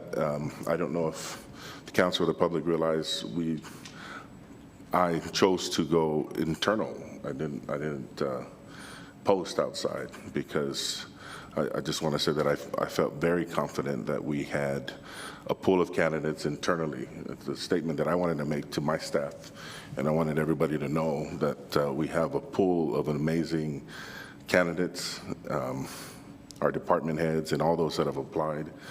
We had, I believe, 13 applicants for the ACM position internally, and that speaks a lot to our organization and who we have to work with here. And so I appreciate all of those that did apply and appreciate their interest in the position. And then also appreciate recognition of Adrian. She's been holding that interim position for a while, so it's nice to get that permanent set up. I don't know if I missed anything from any of my department heads. I didn't get any updates from them, but if I may just comment briefly on our discussion with the crime, and I know we get that every week, almost every council meeting. I don't say much. This isn't my meeting, but just so you know, I do also have conversations with businesses and the public, and I appreciate Mayor Pro Tem directing pressure back to me as a city manager and our police chief. Because that takes, if I can direct it back to me, then that takes away the political issues that get in the way of really getting some real solutions. And so sometimes when people come up you're trying to, some of it, half of it is political attacks and not necessarily real solutions. And so the more you can direct it back to your non-political, non-elected, appointed city manager and chief and I, and rest assured, we talk every one-on-one about how we can work toward resolving this issue as well. But I would like it. I would bring it back to us. As you know, in our one-on-ones, we talk about the things we're working on. When we talk about all the resources that are needed, it does come down to bodies. If we want to increase our even community policing, remember we had to pool our community police officers and put them on patrol because we had vacancies. And so now they're back and we want to beef that up. We have to keep looking. And so there's a lot that's going on, as you know. I know you all know about this because you've supported it, about recruiting and increasing our incentives. We have an academy that's going on. So this is a back-to-back academy, and we got some good candidates there. We have some laterals in the queue. And so as we work to get the resources, the public will see. They'll see that we talked about these cameras that are that are out there. I know, Mayor Pro Tem, we deployed one downtown, and there was some real progress there, and then we removed it. But so we're looking this next budget year to order a bunch more. I believe they're like 50,000 a piece, Chief. We have 4 in our fleet, I guess, 4 trailers, but we're going to keep ordering more. There's some back order there. But we're looking there. We'd be happy to meet with whoever we need to meet with to talk about the things that we're doing, and I can speak freely about the things that the council has done for us, for the police department in approving our contract, our union contract, the increases, improving our vehicles, approving the things that we needed. And that's something I can talk about without the political, getting in the way of those things. So I appreciate directing it back to us. We'll be happy to do that. But there are things going on. I don't want to steal the thunder of the economic development because this is their idea and they're going to bring it forward in January. But oh, okay, so it went to PRC. And so I really appreciate them looking for ways. And they'll have a presentation on that. Again, it's their idea bringing it forward. And so I'm excited about an opportunity to be able to help some of these businesses with the fund that works around the anti-donation. But we will continue to get better. We'll continue to, but I think right now, if we can get the resources, continue with the resources, continue with, more patrol, more people on the streets. I think we can help with the crime. Project Light is on it's underway, so you'll see improvement there. Appreciate fire taking that on as well, and you'll see more and more of this. Our cadets that have just graduated or are newly graduated officers are starting to split off and be in their own vehicles, and so you'll see more police presence anyway. But I remember when I reported, Chief, I think we reported at 197 after the graduation. We're already back down to 190, 181, just because of turnover. So we went up 197, and then we're all the way back down to 181. So we're just, and one thing I really want to mention is that, you have the country, because of the environment, the trajectory is going down. And yet with us, we're able to, slowly but surely keep pace. Although, like I said, there's been a drop. We're hopeful this next academy, and with increase in incentives, that we'll get more laterals. But we appreciate your assistance and approving the things that we brought forward. I think that's something that the public needs to know, Council. So, and we'll continue to bring these ideas. As Chief and I, we're planning to do a report work session. We'll be working on a work session coming up. Thank you, Mayor, Council. Sure. I just want to comment on what Becky Graham, Councilor Graham, said about having coffee with a police officer. Police chief at the time, then Police Chief Gallagher, used to do that. He would meet, I don't know if Chief Dominguez recalls, but I think he did it on a weekly or monthly, because I would go to different places and I'd see people having coffee, and then people would show up with their beautiful cars. It became like a car show and coffee with a cop. I think it was called Coffee with a Cop, maybe not.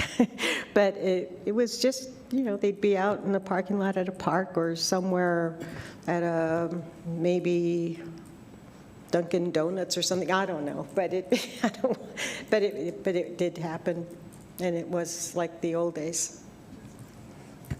Mayor, Councilor Flores, I attended many of those Coffee with the Cops, and we've had them after former Chief Gallagher retired. We've had several, so we continue having those. Unfortunately, the last one we had was at IHOP on University and Valley, and no one showed up, but there were several of us there. But we do have them. Counselor, if you want to talk, use the microphone. What time of the day? It was a Saturday, right? They were always on Saturday about 10 o'clock in the morning? Mayor, Councilor Flores, we have them at different times. Oh, okay. The one that I'm talking about was, I believe, was on a Thursday at 8 o'clock to like 10. Oh, well, that's why you didn't have it anyway. Okay, thank you. Thank you, Mayor. Yeah, and the DA responded back that he will meet with us. Yeah, so that's good. Okay, so if there's nothing further, entertain a motion to adjourn. Move to adjourn. Second. Motion made by Councilor Beta, second by Councilor Bencomo, that we adjourn. Christine? This is on the motion to adjourn the regular meeting. Councilor Beta? Yes.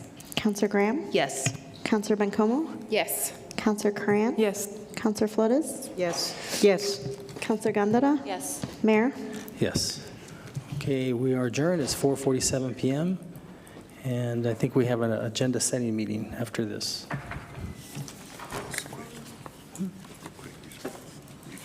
Yeah, a little while ago, when we talked about it.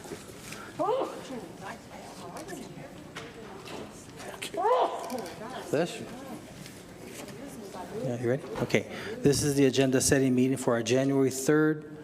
January 3rd? I'm not going to be here January 3rd. Oh, Mayor Pro Tem, I'm going to be here January 3rd. Okay, well, this is an agenda setting meeting for our January 3rd, 2023 City Council meeting. Number 1, non-consent. 1 non-consent. 2, non-consent. 2 non-consent. 3, non-consent. 3 non-consent. 4, consent. 4 consent. 5, consent. 5 consent. 6, non-consent. 6 non-consent. 7, consent. 7 consent. 8, consent. 8 consent. 9, non-consent. 9 non-consent. 10, non-consent. 10 non-consent.